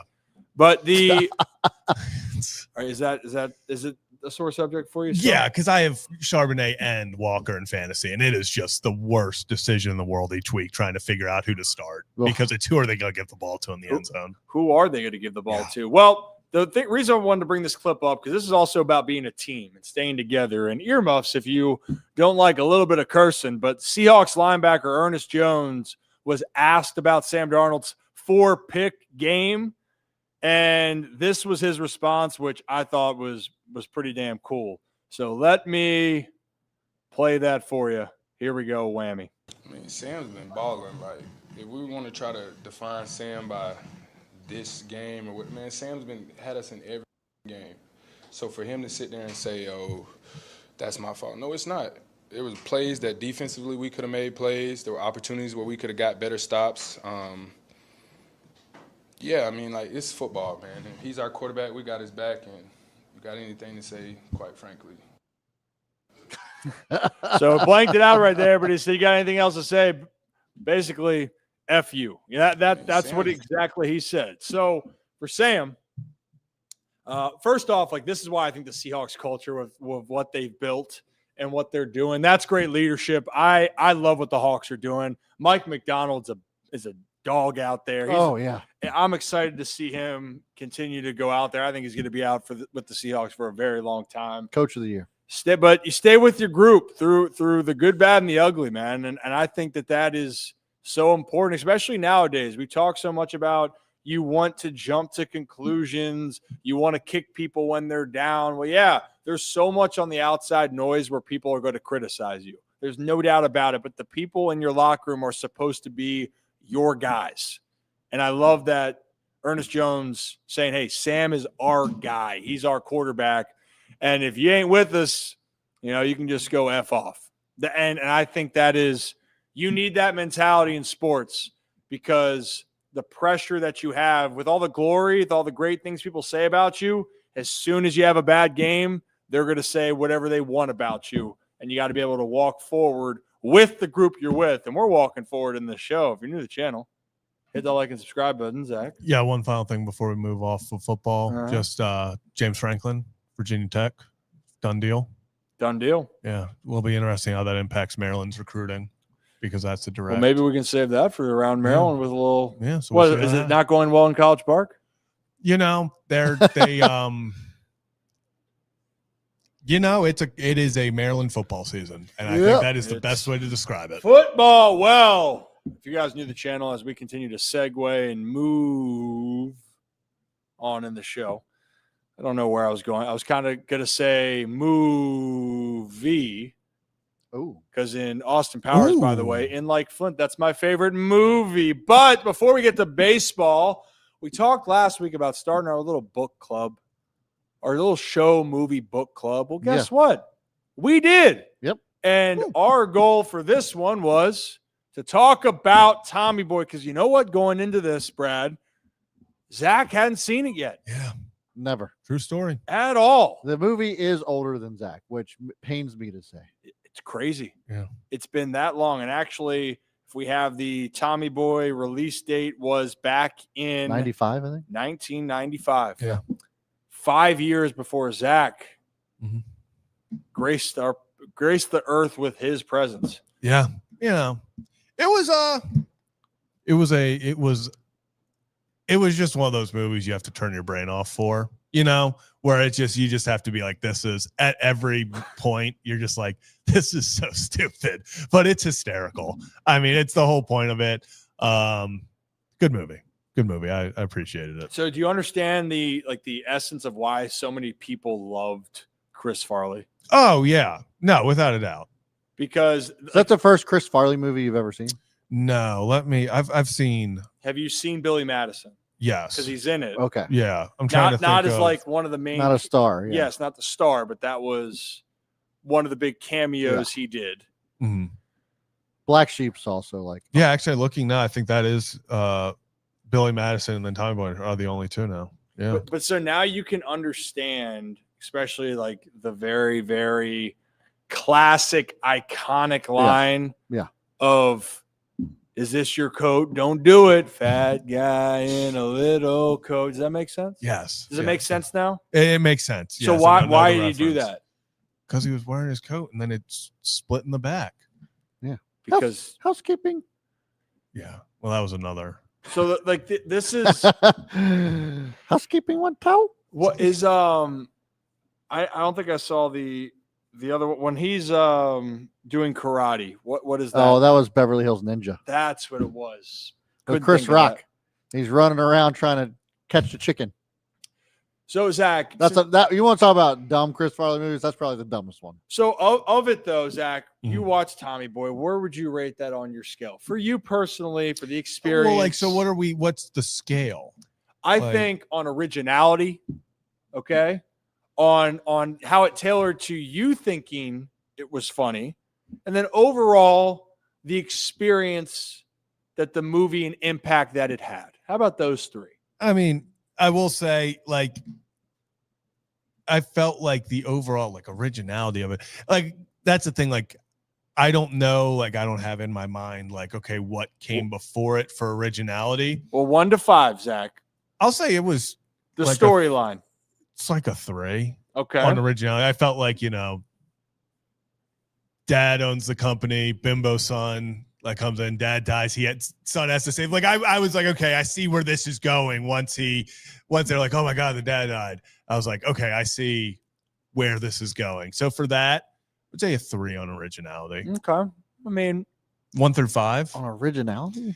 That's why I'm like, that's what I'm saying. Like, I feel like, but that also might be skewed by movies that came after it that I've seen that I was like, I see where this is going. So you're saying you just have seen this plot. Yeah. Like I've That's seen what the you're trying to overall say. basis of like, okay, like I got the gist once. I was like, okay, I see what the goal of this is going to be. Okay. Well, how about for comedy? The funny moments in there. It was 5. like a 4 out of 5 for comedy. I thought it was really funny. Oh yeah. Yeah. So I think that's fair. If you don't want to say it was the funniest movie of all time, but it's got the iconic moments. Yeah. And Chris Yeah. Farley. It's one of the most quotable movies. It's a very quotable movie. Chris Farley, by the way, we should watch SNL one time with the Rip After Dark. Oh, yeah. I still laugh my ass off when he does the Chippendales. And the Man Down by the River. Man Down by the River and Colombian coffee crystals. Sir, are you aware that you are not drinking regular coffee, but Colombian decaffeinated coffee crystals? That's great. All right, so we had a 3 out of 5, 4 out of 5.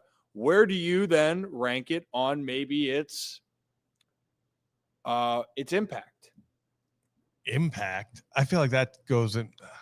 Experience. Are you saying like its impact on I was going to say, we're going to give it an overall Bali score. Yeah, because I was going to say its impact on film. I was like, I don't think about film that much to know its impact. Your on experience film. on it. So your grade now on the 1 to 5 scale, how would you rate the entire experience film? I'll say a 4. It was a very enjoyable experience. It was like an hour and a half movie. Mhm. And yeah, it was good. I will say that want those one of 90 the minutes. dumbest points of it that was just like actually really funny. When they fake the bees with the cop, like it's just the dumbest thing. When I stop, get out and start running and screaming. And I was like, I didn't know where they were going with that. That was one of the few where I was like, I was thinking he was going to be like, this maniac is like trying to get, and when they got out and they were like, bees are everywhere, the cops were like, I'm definitely allergic to bees. Yeah, same. We'll come back and check on you guys in a little bit. See, Chris Farley's yelling, your firearms will do no good here. It's like this is so stupid. This is the beauty of the 90s comedies. Like Like it's a clip on. Are you sure? Also, his grand plan. Also, the other two, him being like, "Excuse me, everyone, this will only take a sec," and just both times, everyone like, "Oh my god, he's robbing the bank!" And the cops throw their guns to him. He straps the firecrackers.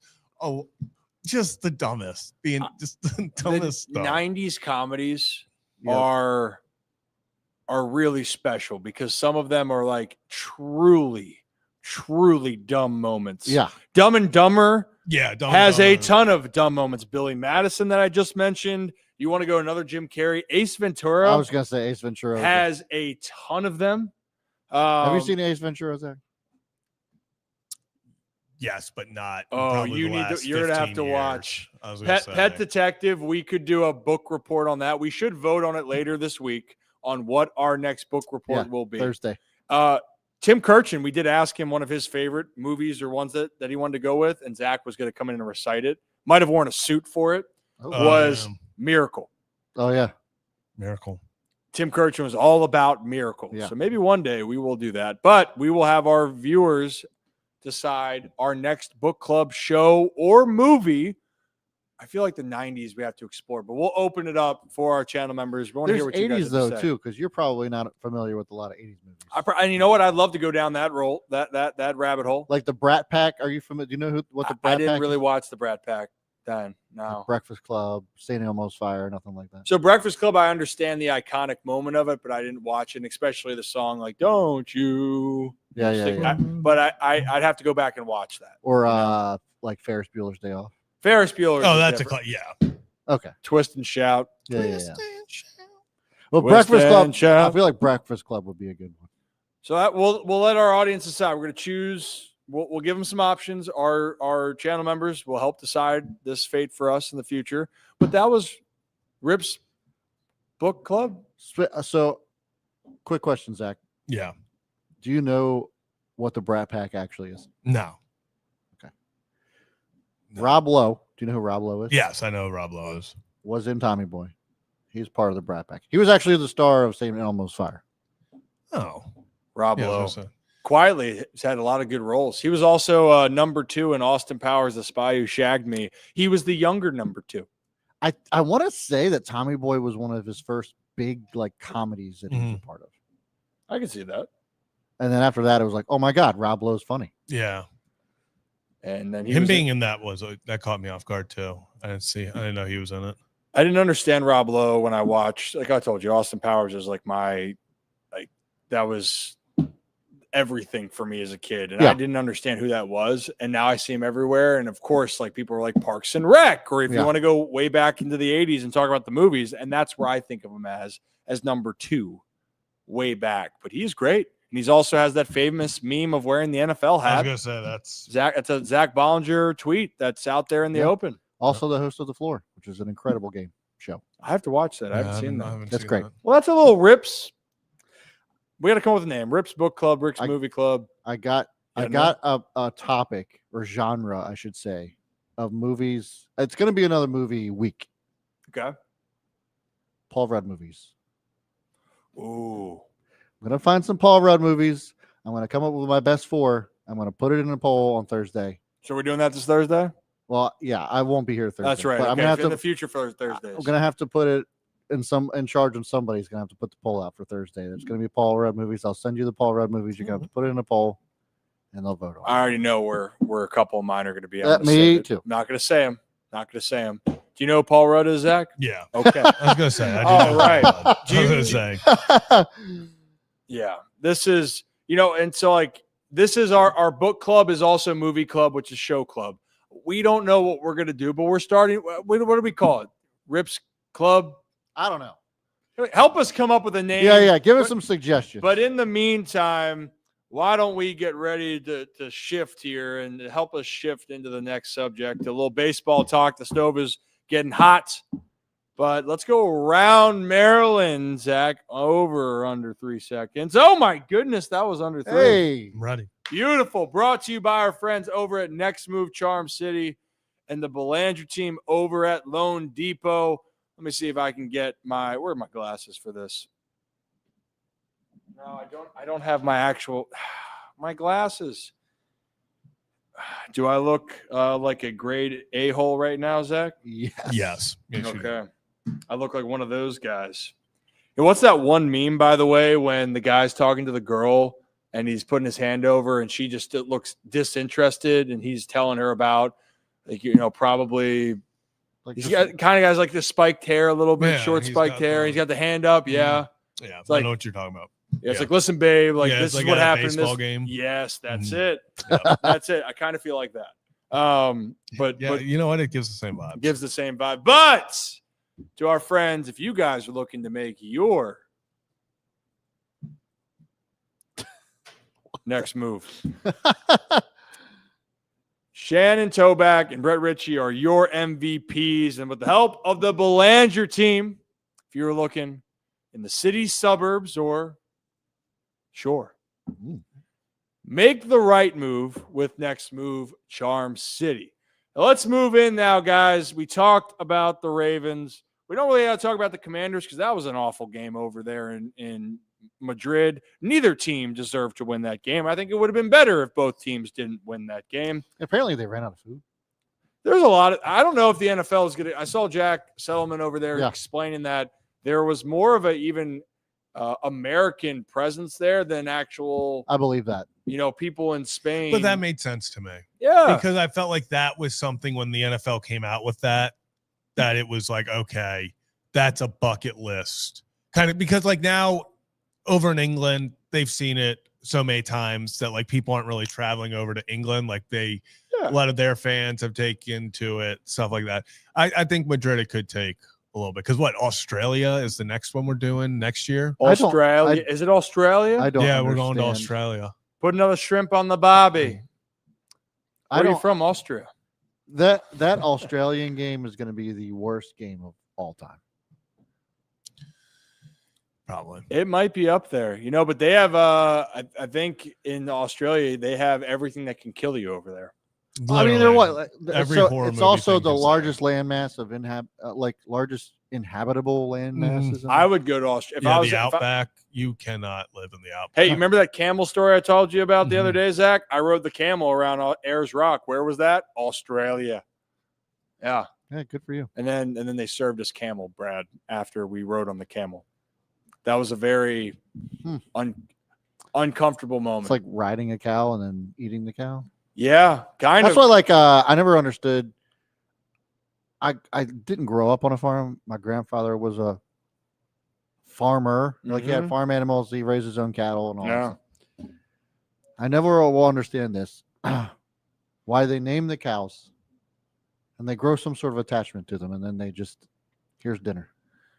It's a tough thing, you know. Why personalize it? Just don't even acknowledge anything. You're just raising this thing. Obviously, you treat it humanely, all that stuff. But to like treat it like it's your pet and be like, you know what? Time to become dinner. Angus. Just gonna name it Angus. I mean, that would be a very common term you could roll with.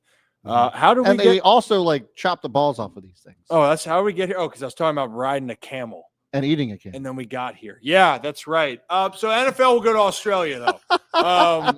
We talked early that Maryland, by the way, the Terps, the football team, is not doing well. That's been clockwork work for the last, I don't know how many years. It just feels like every year it's Groundhog Year. Yep. James Franklin's going to Virginia Tech. Excellent recruiter. Does that take away more from the DMV? It certainly might.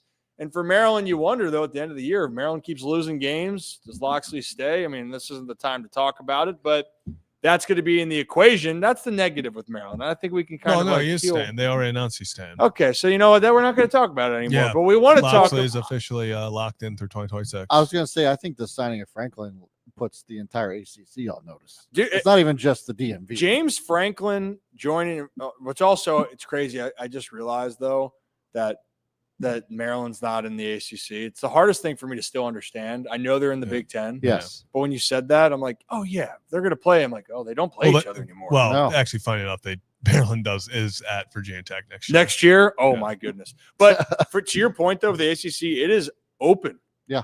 Like James Franklin entering Va Tech. Clemson doesn't look like Clemson right now. They could get better. Miami is one of the top teams, and if it's not Miami, you're looking at Virginia, Louisville. But I'm just saying, like, North Carolina, big programs. Like it's a good landing spot there for James Franklin. So we'll see what happens on that. But a positive note: the Maryland Terps team had a huge win against Marquette. Huge win against Marquette. The bad thing was one of the most gruesome injuries happened. Not going to show that, but after that injury, Maryland still came back and won the game. Yeah, what was the injury? 32-10 run, I think. 32-10 run or something like that. Yeah. What did the injury end up being? Oh, not sure what they classified that as. I haven't even looked. Did you say ouchie? Yes, I don't know what they classified it as. No, because like I couldn't see, like, was it his hip? Was it his knee? Like it was just like that's the thing. Is it could have probably been like 9 different things, unfortunately, and that's what made it so gruesome. Is you couldn't pinpoint like, oh, that's where it went wrrong. It was just the craziest thing. The craziest like fall I've ever seen. You see like guys snap their legs all the time.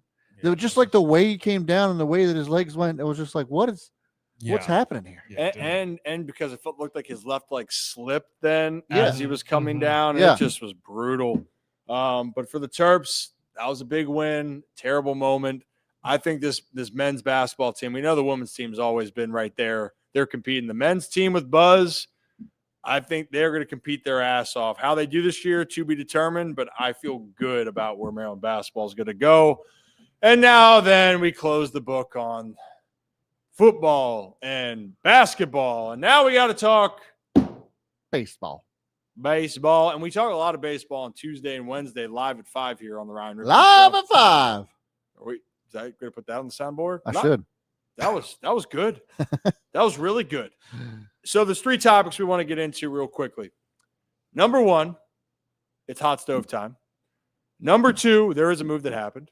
And then number 3, where do a couple teams kind of fall into place in this situation for trade markets and for potential free agents? So let's start with number 1.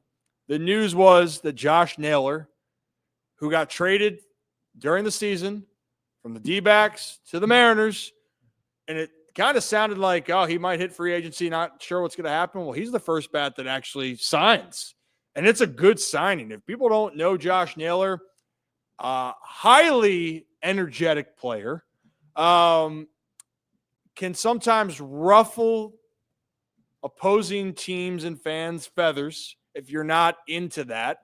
But what he's done has been a dependable hitter, a guy that has come up clutch. He had a really good postseason, plays a pretty solid first base. And even though he's clocked at one of the slowest top-end speeds in baseball, percentile. he had like 30 bags last year. So he's been a complete player, which has been really cool. But that's the first domino. So that's one bat that is checked off. Yep. Right? Mariners, they make the signing. So now we're sitting here going, all right, that's number one.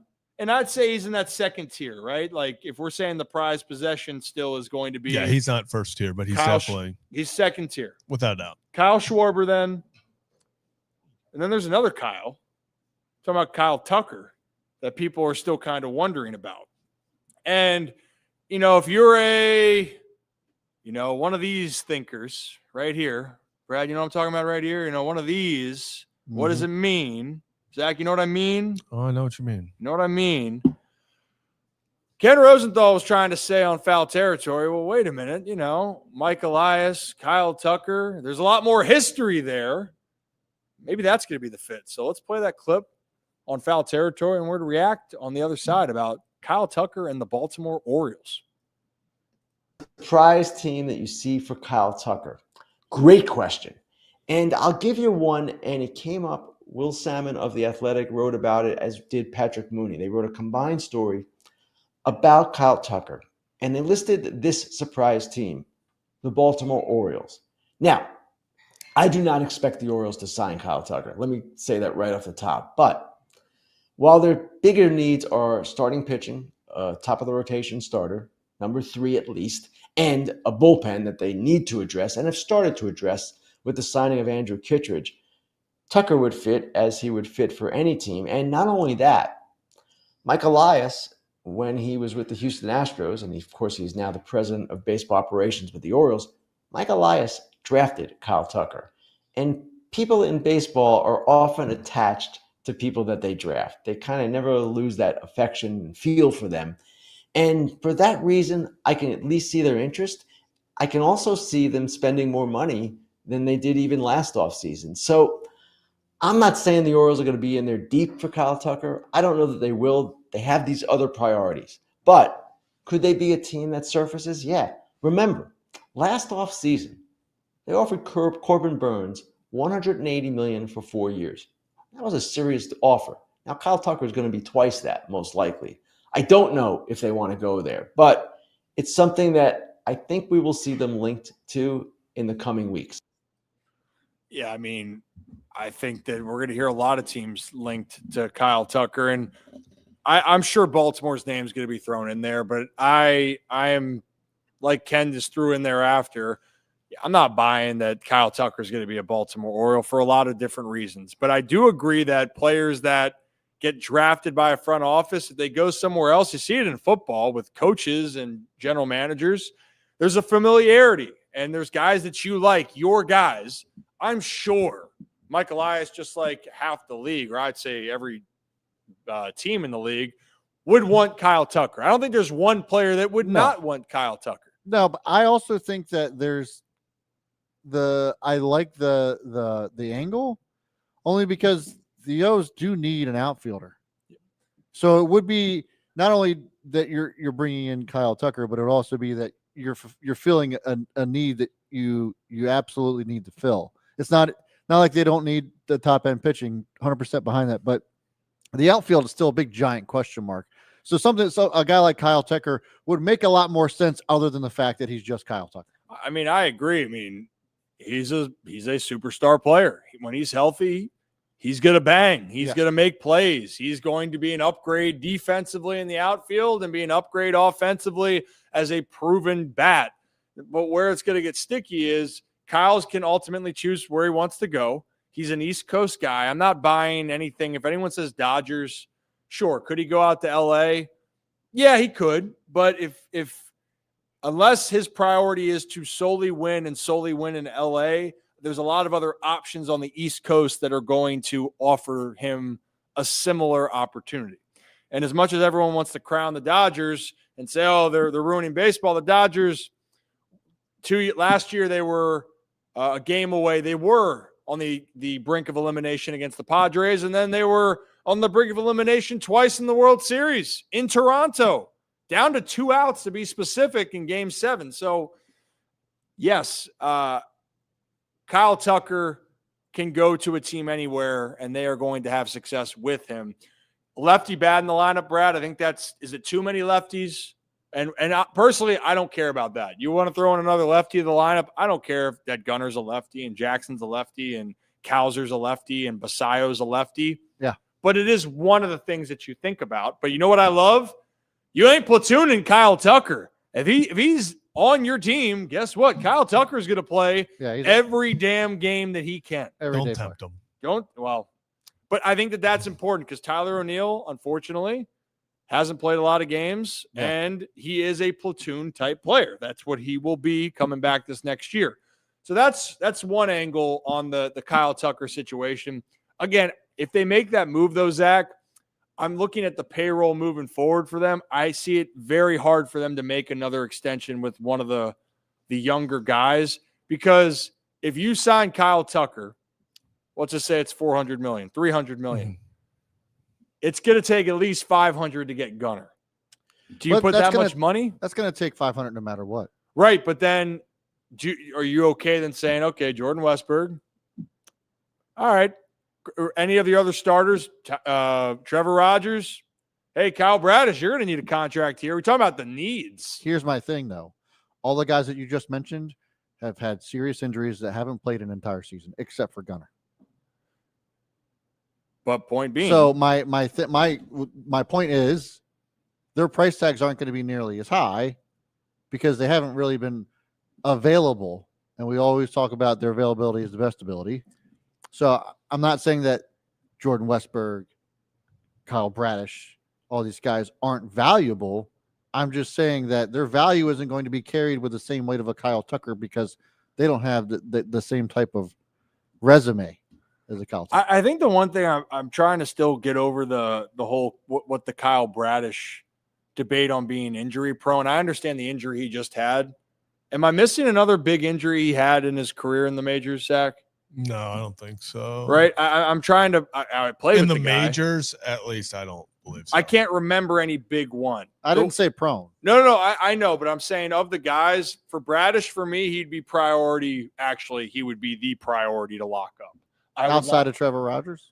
Well, Trevor, you have to make a decision this next year. So you have to lock him up if you believe he's the guy. But I would say locking Rogers and Bradish would be important. The position players are always going to be more expensive. So I think you got to ask yourself, do you want to lock up your pitchers or do you want to lock up a big bat that's going to cost you a lot?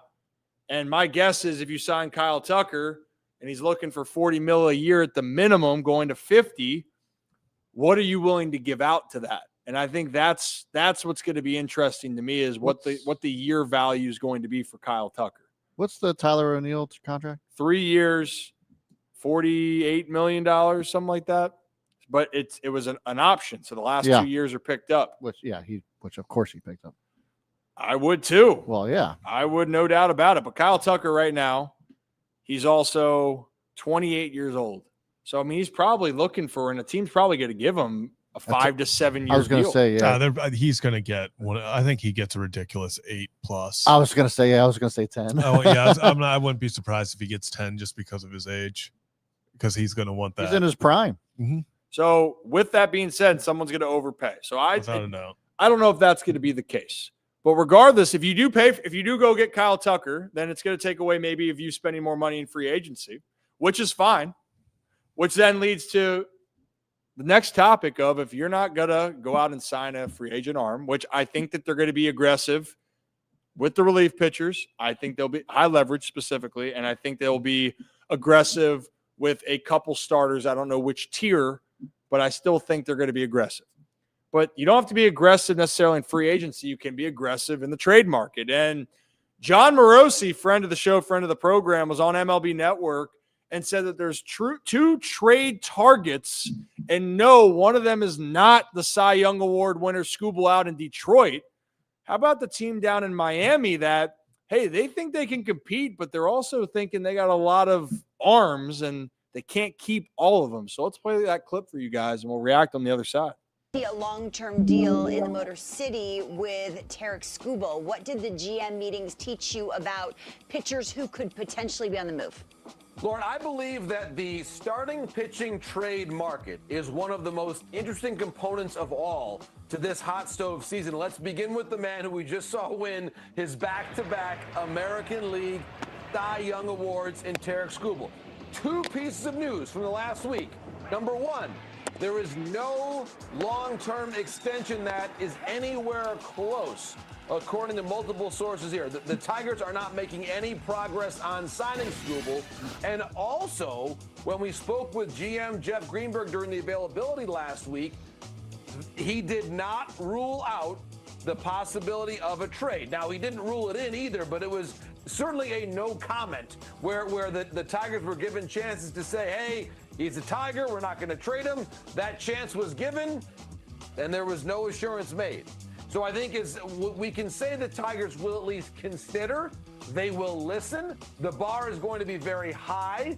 If it's the Mets, I think they're probably going to have to include a Nolan McLean in that deal for Skubal to be moved to New York right now. You might say, hey, that's a pretty high price. Well, the guy just won back-to-back Cy Youngs, so the price should be high if you're going to move Tarik Skubal. Now, a team that I think has probably a higher chance of moving a starter this winter, the Miami Marlins. Sandy Alcantara, Edward Cabrera. Those are two names that are very popular right now. The Miami Marlins, Lauren, at this moment in time, they have as much starting pitching depth as any team in Major League Baseball. I'm going to say that again. The Miami Marlins have as much starting pitching depth as any other club in the big leagues right now. And what that means is that if you've got a couple guys who are getting closer to free agency with Sandy Alcantara and Edward Cabrera, either of them could be moved. Now, you see that 5.36 ERA with Alcantara. I almost want to just take out my marker and just cross that out on the screen, because by the time he got to the second half after the trade deadline, he was a much better pitcher. And so there's enough for me of a high-end value on Alcantara that you kind of take away what used to happen and you focus more on who he was in the second half. And then there was this man, Edward Cabrera, who was actually a bit more consistent than Alcantara was during the entirety of 2025. A great arm, some of the best pure stuff in the major league. So if I'm going to look at any team out there that's going to trade a pitcher, yeah, we could talk about the Tigers and Skubal. We could talk about the Brewers and Freddie Peralta, and Matt Arnold, by the way, kind of downplayed the chances of a trade there with Peralta. But I'm going to tell you this. The Miami Marlins, with one of those two, Alcantara, Cabrera, they're the team that I feel most confident in making a move with one of them by this time next month. I did not realize the pitching depth in that system like you described. Interesting conversation here because, well, the Marlins, surprisingly, almost were very close. That John Morosi mentioned the Mets.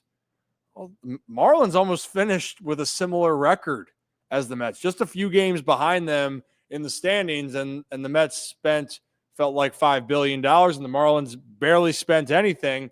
But he's right about that. There is pitching depth down there. And Edward Cabrera, guys, doesn't lack stuff. Edward Cabrera has been a player that I faced in the minors.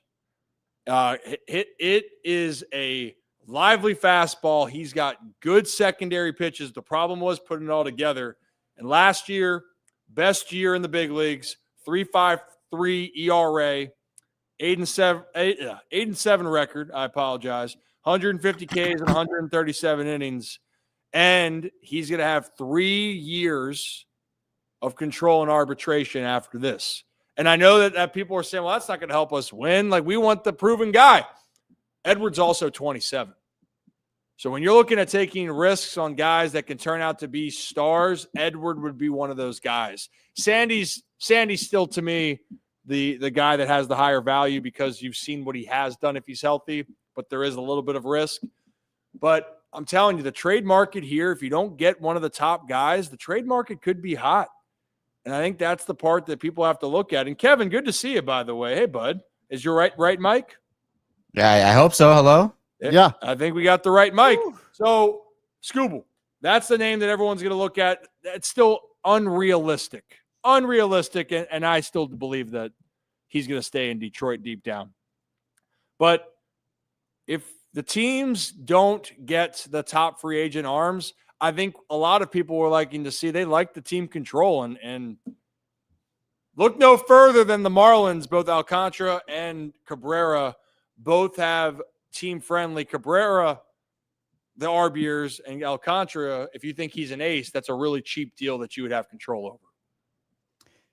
Yeah, I mean, I think that, there are a lot of options for obviously all the teams in the league, but for Baltimore, who's looking for that frontline guy and can honestly make a couple additions there. And, we heard all the talk about the bullpen and getting a bat. Like, there are a lot of needs, but at the forefront has to be solidifying that rotation. And, I mean, the way that the Orioles had it with Corbin last year, like before he obviously left for Arizona, that was perfect because you had Corbin as your like number one frontline guy. And then you also, and again, this wasn't everybody was healthy. And I remember us talking about, oh man, the Orioles have like 7 guys they can put in there and they're so deep in their rotation. And all of a sudden we're sitting there and like 2 months into the year, like, oh, well, half of those guys are now out of the equation. So Corbin was such a luxury to have, not just because he was this like great pitcher. You can go out there every 5th day or however often he was going out there and he could give you 6 or 7 innings of 1-run ball, but he was that ace that you could then put other guys behind. And so Grayson being a number 2, that was great. Bradish, when, he was healthy for like the first couple weeks of the season, like it gave you that luxury to say, okay, if you're losing these guys behind Corbin, you still have Corbin to be there and be that anchor. So yes, is Scooble realistic for the Orioles right now? I would probably say no, but there are other options that they can put at the front of that rotation that now what you have in Trevor Rogers. And now with Bradish being there and some of these other players you can fill in, like with Grayson coming back and hopefully being a healthy part of the rotation moving forward. If you just get that anchor in the front, you still have health questions with Grayson regardless. With Bradish, you have to see it for a full year. We know what these guys are when they're healthy, but if you can get someone can go out there for a full season or at least most of it, can be a frontline guy like we saw with Corbin, I think that's the success model. And also, too, when you're looking at the means of which you can acquire a player.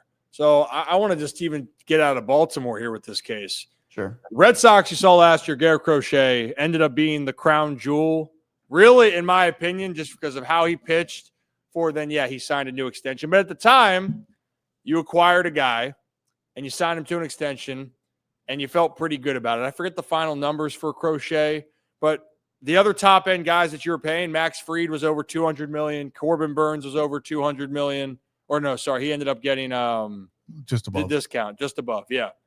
But so the point of that being here is that is a pretty penny. If you don't feel comfortable with that, then that's understandable. Why I'm saying the Red Sox, not only did they trade for Crochet, 6-year deal, then $170 million. So what a steal. Like, you got an ace for under $30 million a year. That's pretty damn good. And some of these options that could be available, Scooble, the price tag for him would be insane. If I was the Red Sox now, though, they could, after having Crochet, they could go get a secondary guy for a little bit less or maybe the same amount as Crochet if they wanted to.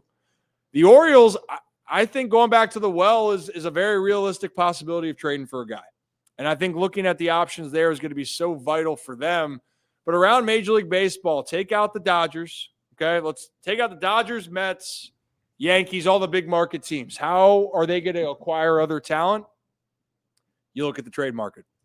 And I am bullish. I mean, Zach, do you like the idea of one of the Marlins guys? I think personally, It's such a high risk, high reward type, especially with these two Marlins pitchers, because you talk about Edward Cabrera, who he's kind of been that guy where for a full season has never really put it together. I mean, numbers are a little inflated, but the kind of stuff he has. Sandy Alcantara, obviously above 5 ERA last year, but if you go past August 1st, he had a 3.7 ERA. So really started to put it together towards the end. And honestly, over those final, I would say September, looked like the Sandy Alcantara that we've all learned to know and love. So for me, a guy like Sandy obviously is going to be, I don't want to say he would be my number one priority, but it feels like of the guys, especially in Miami with all of that, it feels like Sandy Alcantara is the guy that I would look at and say, hey, for the price that he is going for, because I'm assuming it's going to take a lot, I feel most comfortable with him knowing, hey, we've seen him not only come out and be this dominant pitcher for years at a time, but the biggest thing is he got a lot of innings last year. And that's something when guys come off of injuries, you really look at, okay, how are they going to be able to deal with a full 162 workload? Obviously for pitchers, really the magic number is in that 28 to 32 starts. So that's the thing, is I think you can rely on Alcantara even coming off injury. And, I think it is very positive to see how he looked at the end, where it feels like he got back into form. So if I'm identifying one guy that I still think can be that this year's Garrett Crochet, where there's a lot of questions of, what are you getting from him? All of that. Is he really that ace? I think Alcantara is worth the risk. And his contract, the way it's at Yeah. right now, we just talked that Crochet as an ace, and again, different circumstances and on the up and up, that's under $30 million a year. It's 27 or whatever million change right now. If you think Sandy's the guy, if you think Sandy can be an ace, Sandy's going to cost $17 million this next year. He'll cost $21 million for a club option in 2027, and then would be a free agent. So 2 years of club control with a guy that'd be undervalued for being an ace pitcher. And when he is a free agent, then he'd be 32. So he's still well in his prime. I'm just saying, options are out there, but it's going to be an interesting hot stove to say the least. But if you're new to the channel, hit that like and subscribe button. Ryan Ripken Show. Do this live every Monday, Tuesday, Wednesday, Thursday, Friday, live at 5. How's it go, Brad? Live at 5. I can't tell where that accent's from. It's not an accent. It's just it's kind of an accent. It's like a stage voice. It's like a PA thing. That's not my voice, I know, but it's got like a little it's like a little bit of a. Well, I am from Carroll County. Yeah, there you go. There it is. And just real fast, last thing about Sandy, when I talked about, and we've said this before about workhorses, stuff like that, take out the 2020 COVID year where no one obviously was throwing a lot of innings. And then obviously in 24, he missed the entire season. So let's take those out of it. In the full 162 game seasons, he has gone in 2025 down. So 2025, he pitched 174 and 2/3, 23 pitched 184, 228, 205, and then 197. So this is a guy that, yes, he had the Tommy Juan surgery. Oh, Tommy Juan. Tommy Juan. And you go from there. I think he is still a guy that you can rely on. And if he comes back from that injury, he was getting stronger as the year goes on. You kind of felt like, he's not doing well to start. He's clearly going to fall off as the wear and tear builds up. He hasn't pitched a full season in 24. So that was, in my perspective, was the biggest, green flag for me for Sandy. Is he's still a workhorse deep down. And I think he's a guy that you're going to get a lot of good baseball out of. And everyone's journey back from Tommy Juan is different. And sometimes you might hit the gate running, or you might struggle. And he struggled. But down the stretch, Sandy was showing glimpses. And actually, I want to be specific when I talk about that right here. Right on over under 3 seconds, Kevin. Under. Always under. I'm actually just giving some stats here. And Ollie wants to help me. I think Ollie tore up one of the foam footballs on a side note. Oh, he loves to find them. He does love to find them. The last 2 months of the season for Sandy, 3.69 ERA in August and a 3.71 to close out September. Yep. So 2 solid months for a guy that's trying to find it. And honestly, you want a guy that can eat innings and to be dependable. And Sandy, besides the Tommy Juan, it seems like everyone has one at least. He's been pretty good. So we'll see. We'll see. Kevin, did you get a haircut? I did. It's the least volume I've had on my hair in maybe ever, honestly. Wow. Wow. But the good thing is it grows back. We're just, we're trying to get the fluff back. It's not there right now, but it's it'll get there. You look about 12 with that. That's a lot of the comments for Locked On Ravens over the last couple of days have said 15. So you're not far off from what the consensus is. Very young. Hey, just as an aside, how are you feeling about that Ravens O-line, Kevin? I don't know if the 5 of us are ready to go out there and play because they might have better luck with us out there than throwing out Only going to ask because you were going off on Twitter. I don't really. It was hilarious. I don't see if you haven't seen Terrell Suggs and his comments.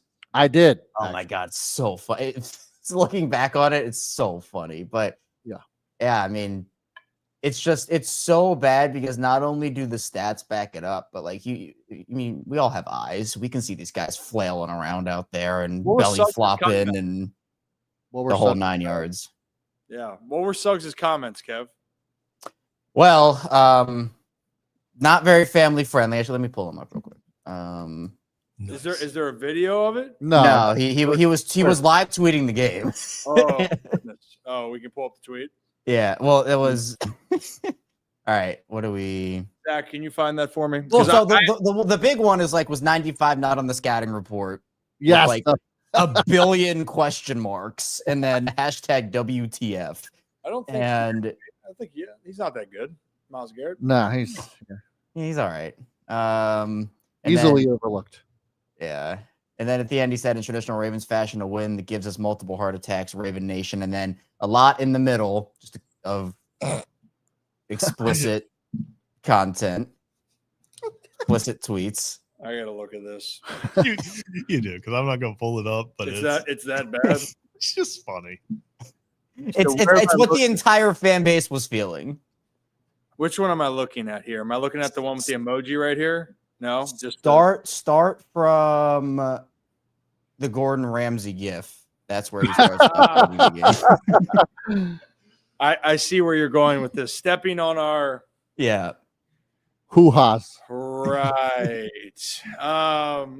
He was just going through it with the rest of us. I mean, that's a WT.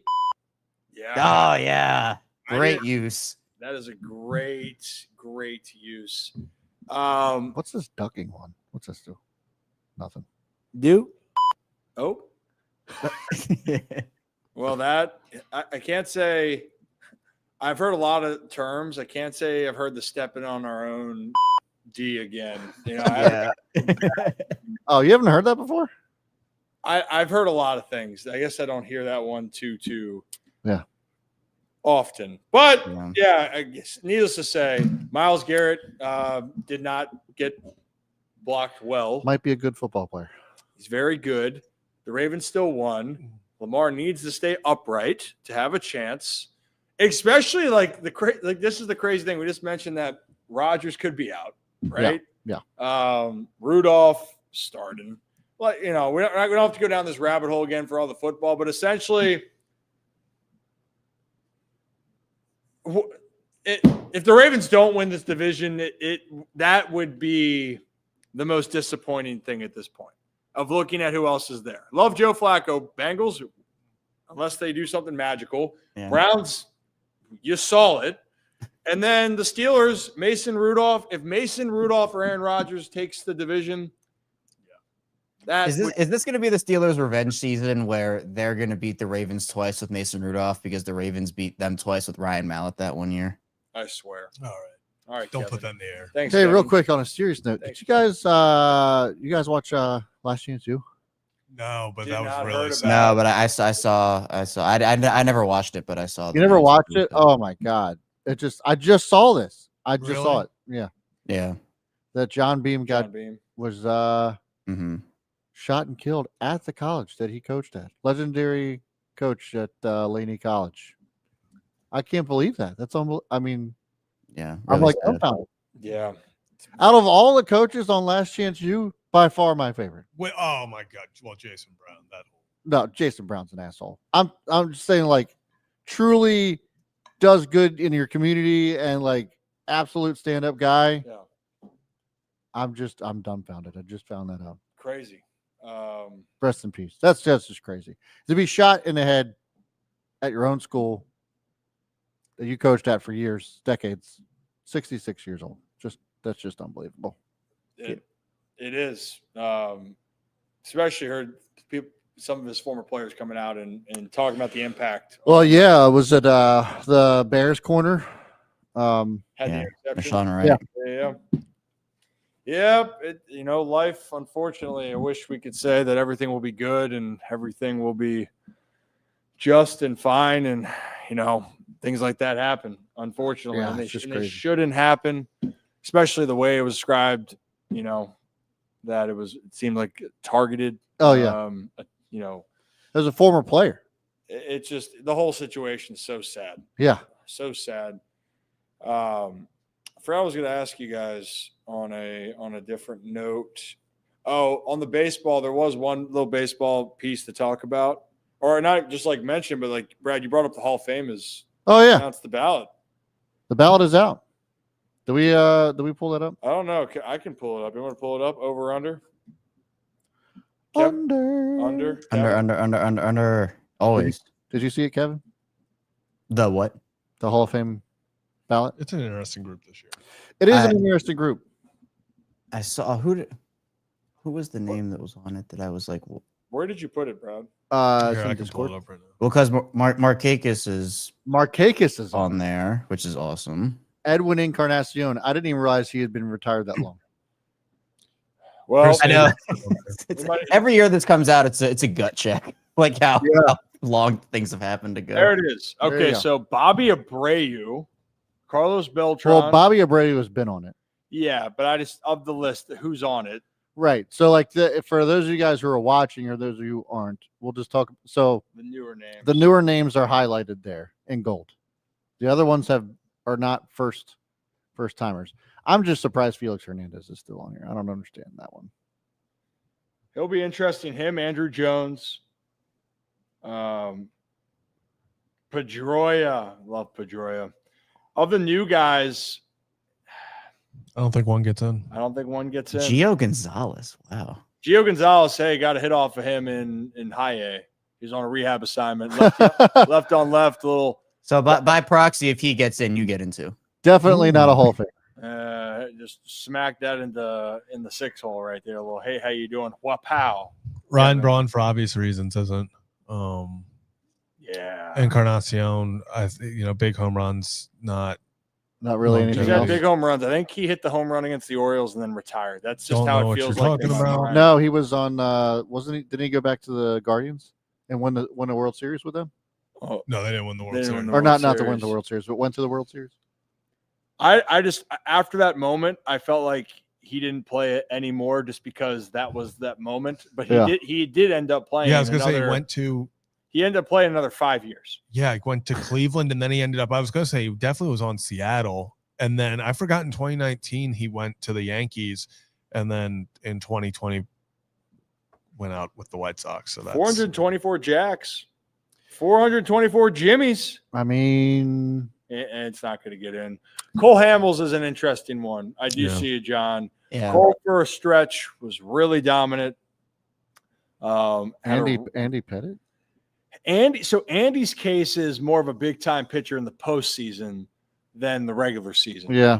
So that's where it is. But Cole Hamels for his career, by the way, for those who are wondering, 3.43 ERA over a 14-year career. Yeah. I mean, that's pretty damn good. 2,560 Ks, 163 wins. I don't know if that's going to be enough, but it was a really, really, really good career. But here's my thing with Cole Hamels. And So this is very much like an open-ended discussion. I'm not saying this is would you, because I feel like Hall of Fame is also how did you compare to your peers? Yeah. Was Cole Hamels ever the best pitcher in baseball when he was going? Consistency, I agree. I'm trying to think. I'm like literally trying to think. Obviously, I would even say like because obviously similar, like Felix Hernandez, I always saw as better. Lots of pretty good Hall of Famers on this list. Yeah, I mean, his all-star years, his 4 all-star years, he was elite. Yeah. Like he had a 2.46, Never won the Cy Young, which 2.79 ERA, 3.06, 3.09, 2.36 with the Cubs. I know it was only 12 games, but he had moments of dominance. Yeah. You know, it just sucks. Him not finishing top 3 ever in a Cy Young vote also probably hurts him. Yes. That sucks. It would be right in the qualifications for Hall of Pretty Good. That's definitely going to be there. Yeah, I feel like a lot of these guys are Hall of Pretty Good material. Yeah, he's too off. Tom Glavine, just for reference, Hall of Famer, stud, also pitched 21 years, 3.05, and had his career ERA though was 3.54. But the difference was Glavine won a couple Cy Youngs. Yeah, always in the running.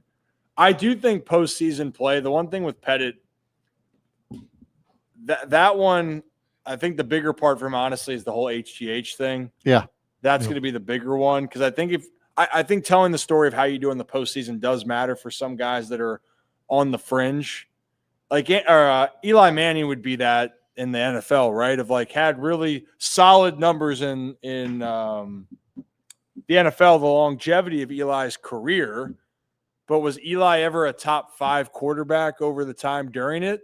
I can't say he was top 5, but was he elite when he was in the postseason and had 2 of the best runs? Yeah. Is And Omar he's gonna be in the Hall of Fame. Omar Vizquel in here just because he played for a quarter of a century? Well, so he had he would be the more, it's not modern anymore because he's been retired for a while, but how Ozzie Smith made the Hall of Fame of being the wizard, that's what Omar's considered. His WAR is 45.6. Yeah. 11 gold gloves. So that's why he's on the list for his defensive prowess. He was 123 hits short of 3,000. But yes, 80 career home runs. He's short of 272 hitter. Yeah, I was just going to say he's that short of 3,000 hits because he played for 24 years. His average was in the mid 200s that entire time. Is Rick Porcello on here because of 2016? Solely on there. Well, that one, yeah. Young in 2016 has a 3.15 ERA. He was under 4 just 2 other times in his career. The craziest thing for Porcello is he wasn't even an all-star that year. Yeah, that was an insane year. The Verlander debate there is still hysterical. But Rick Porcello, yeah, that definitely, I mean, I think he might still be on it if he's not. I don't know. Then you got Oriole legend Francisco Rodriguez. Oriole legend, yep. Oriole legend Felix Hernandez. Yeah. The Francisco Rodriguez arc was wild because didn't he go to like Milwaukee and was like a multi-time All-Star there after Baltimore? Who? Which Francisco one? Rodriguez. Francisco. Oh God. Yeah, he did. Yeah, he did. K-Rod was a beast Yes, he out did. there. Damn. Kevin, look at you right there. Hey, good shit, Kevin. I know things about things sometimes. Sometimes. Closer. Milwaukee. Go figure. Now, Nick Markakis had a better batting average than. Dude, Markakis, if Markakis, I don't think he gets in. He's not, but Markakis should have been like a 7-time All-Star. He should have been the Orioles All-Star every year. Yeah. And he wasn't. He never made an All-Star team with the Orioles, despite having a career average while he played for the Orioles of like 290. It was 290. 290 on the dot. Insane. And his OPS was 793 with the Orioles. Never an All-Star, which is just unbelievable. He should have been at least a 4 or 5 time All-Star, in my opinion. At the minimum. His best year, not an All-Star. 306, 20 jacks, shirts and pants, man. He did have 2,500 hits in 15 years of ball. Dude, he was a really damn good player. I mean, obviously not for power guy, but you want a guy that goes up and gets a knock. It's going to be Nick Markakis. Nick. Well, we could talk about the baseball for the longest time. Whoa, no one knows the words. Yep, it's Billy Joel. Kevin just didn't want to be the old guy. I know the tune. I don't know the words. Be the old guy for once. I just didn't want to be that voice you're hearing in the hall. Woo! Oh, Kevin doesn't know. You just got to hold it, Brad, the whole time he sings. Just hold the button down. Yeah. Oh, that was good right there. Hey, before I know we got to wrap up. We've been going long. We appreciate you guys. Our Monday shows are a little bit more frisky. Tuesday, Wednesday, Friday are a little bit more maintained because then Zach and I are just bopping on a little live at 5 action. Live at 5. Mobile. We got to get that on that live at 5. Hey, Zach, why don't we take a quick trip up to our friends because it is Monday Night Football. Let's take a quick trip up to our friends at Hollow Casino in Charlestown Races in West Virginia. Pretty good. And Zach, we got to talk about your best bets. How are we bouncing back? Bouncing back. Punches thrown in Pittsburgh yesterday, so you know he's got to get involved tonight. We're talking George Pickens over 64.5 receiving yards. If I know it's eating at him that he was not involved in that fight yesterday, he's got caught. And I'm going to say it. The only way that I really see this doesn't hit is if he's feeling frisky and he starts a fight and gets tossed early. That's really kind of the big obstacle I'm seeing in front of us. But George Pickens, Raiders are going to focus on CeeDee Lamb. He's been over this in 4 of his last 5. So this sneaky could actually be a good primetime game. I think it's gonna be high scoring. I hope it is. A lot of touchdowns. I worry with the Cowboys getting Quinn Williams. This is his debut and stuff. I could just see this just could very easily be a Geno Smith game, and I don't mean that as a compliment. Just as long as Tucker gets his catches, I'm good. Yeah, give me. I need 30 points from CeeDee Lamb and Trey Tucker combined. Oh wow! Damn. I mean, you got that's doable. That's very doable, Kev. Three touchdowns. You got 2 CeeDee, 1 Trey Tucker. I mean, hell, CeeDee can put up 30 himself. Yeah, I'm telling. These are 2 awful defenses in the past game. So Sean Tucker put up 1 million points yesterday. Yeah, power of the Tuckers. Power of the Tuckers, right, man. And then final thing, just because I saw it on Twitter and was hilarious. Saw someone say way to save the Viking season is they need to cut JJ McCarthy, thus making him a bust. He's officially a bust. Then re-sign him off the street because then he is a given up on first-round quarterback that KOC can take to the promised land. He has to go to Carolina first, and then yes, he does have to, and then go back. Yep. Speaking of Zach, did you ever find out the I alter didn't. He ate at me for so long. Did you have a dream? Did you take a nap and you dreamt about this? Maybe. Okay. I'm gonna find it. We're gonna find it. Hey, how's your Kyle doing there? How's your cock over there? Well, he's doing well. You know what? Just watching film. He is watching film. We also need to get some food in here with the Iron Rooster. Also, we have a little Thanksgiving treat coming our community's way here. Not for you guys, but for people talking about people. Kevin, you got a little bee's nest back there. That's typical. That's nothing new. Bedhead nothing Kev. New. Bedhead Kev. Even with the short hair, it doesn't go away. It's chronic bedhead. It gets worse. Yeah. Hey, you know what? At Hollow Casino in Charlestown, they did ask about the little one. They said, "How's the little one doing, Kevin?" I got one more thing going up with them in December.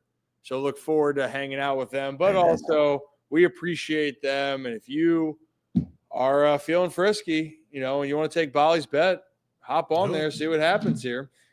But appreciate our friends up at Hollywood Casino, Charlestown Races, and West Virginia.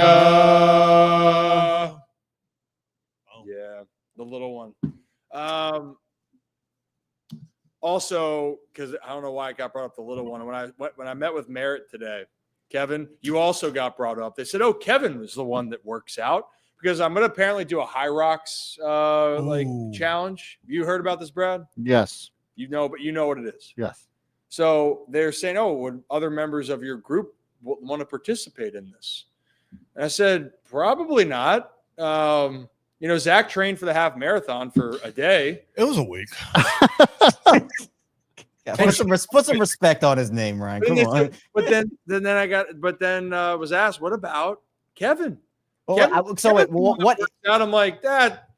I said, I go through phases, but what is this challenge? I don't know what it is. So you run, you push a sled. Already, yeah. You have to then do dumbbell lunges. You have to run some more. It's like it's a certain amount of distance that you have to cover doing all this. And it's called the High Rocks Challenge. Is it timed? Is it timed? Go look up High Rocks competition. Yeah. Okay, I was thinking that this. I'm going to be honest. It's very I thought much this like a was rock CrossFit climbing. kind of. I thought this was rock climbing, and I was about to say I'm in. Kevin, there's High no Rocks. chance you're to survive this. Is it like you have to do it within a certain amount of time? I mean, you have to try to do it in your best time. I don't see anything on this. I'm looking up champion. Okay, because we're not gonna. You're not doing this? No, I looked up HIGH space ROCKS. 2026 and in Sweden, World Championships. Okay, gotta start stretching. Global Indoor Fitness Race. So would this just be like you're doing it on your own time, or is this like an event? I'm gonna go do one. Merritt does like mini ones, and you compete. And they said, "Hey, would you like to try it, Ryan?" I said, "Sure." And they asked me, "Would other members of your team like to do this?" Yeah, okay. And I said, "More than likely, no." Because I would have to have them sign a waiver, especially Kevin or Zach, in case something went wrong. Brad's just going to be like, "I'm going to enjoy working out on my own time." Is that a fair amount to say? Pretty much. Yeah. So, like Kevin, is this something you do on your own time? I do not do High Rocks on my own time. Although I have lost you weight. look good. I've lost weight. You're looking good. Yeah, look at that. I have. Is there a difference between deadlifting and clean deadlifting? I learned last week. Mm-hmm. Yeah, there is. So I clean deadlifted 270 pounds last week. Oh, hey now. 270 was a PR. And for anyone that's going to go out there and be like, "Yeah, I do 400, 500," they're saying about you. Okay, I said it's a PR. This is a good. I know. Yeah, that's two of me. Yeah. It's the functional. You're competing against you. That's the sense of Yeah. High Rocks, Kevin. You're competing against others, but you're competing against yourself. Good for you, though. Well, hell yeah. If Zach does it, I'll do it. I haven't been doing much on the upper body, but the lower body is getting solid. We're built. You know what? Rocco's built from the waist up. Yeah. You're built from the waist down. Yeah. Why don't you just sign Rocco up for it and not tell him and say you have? I honestly, Rocco's like, "Hey, we should hang out more." I'm like, "Hey, we should. I'm doing. Why don't you come Hang back? out. We'll work out." Yeah. At Merritt. Hang out more. Like he's. Yeah, just to 3 say, hours let's away. just chill. Let's just chill, work out together. Let's come in for the weekend, and then Yeah. we'll hang out, and then I'm not going to tell him. I'm like, Yes. "We're going to work out in." I said, "I want to see what you do in the gym." He's always said to me like, "Hey, we should go work out together." And again, I don't know if we're really going to like work out the way that I work out. Yeah. And then not tell him, but then get some cameras on him. Yeah. That would be electric. There it is. Do you think Rocket is and I'm still just kind of getting into this. Is a Metcon workout? That's a common term, right? The what? A Metcon workout where you do like a bunch of things. Like you and I have done one where like I just consider it like a complex. it's like a circuit. Yeah, circuit workouts. Yeah. Do you think Rocco's ever done anything like A that? hit workout? Yeah, No. I'm doing those twice a week now. It kicks your ass. We honestly, we had a long show after, but maybe on Thursday, Zach, I will make you do a 10. There's a kettlebell workout here, Brad. Yeah. It's even more. I actually hate this one more. It's 10 minutes, 15 minutes. You go as quick as you can. Yeah. Oh yeah. Yeah. If you hate it, then I'm definitely gonna hate it. Yeah. I am gonna go back and clip this actually. Brad's built from the waist down. Yep. You heard it here on the Ryan Ripken Show. Goodness gracious. All right.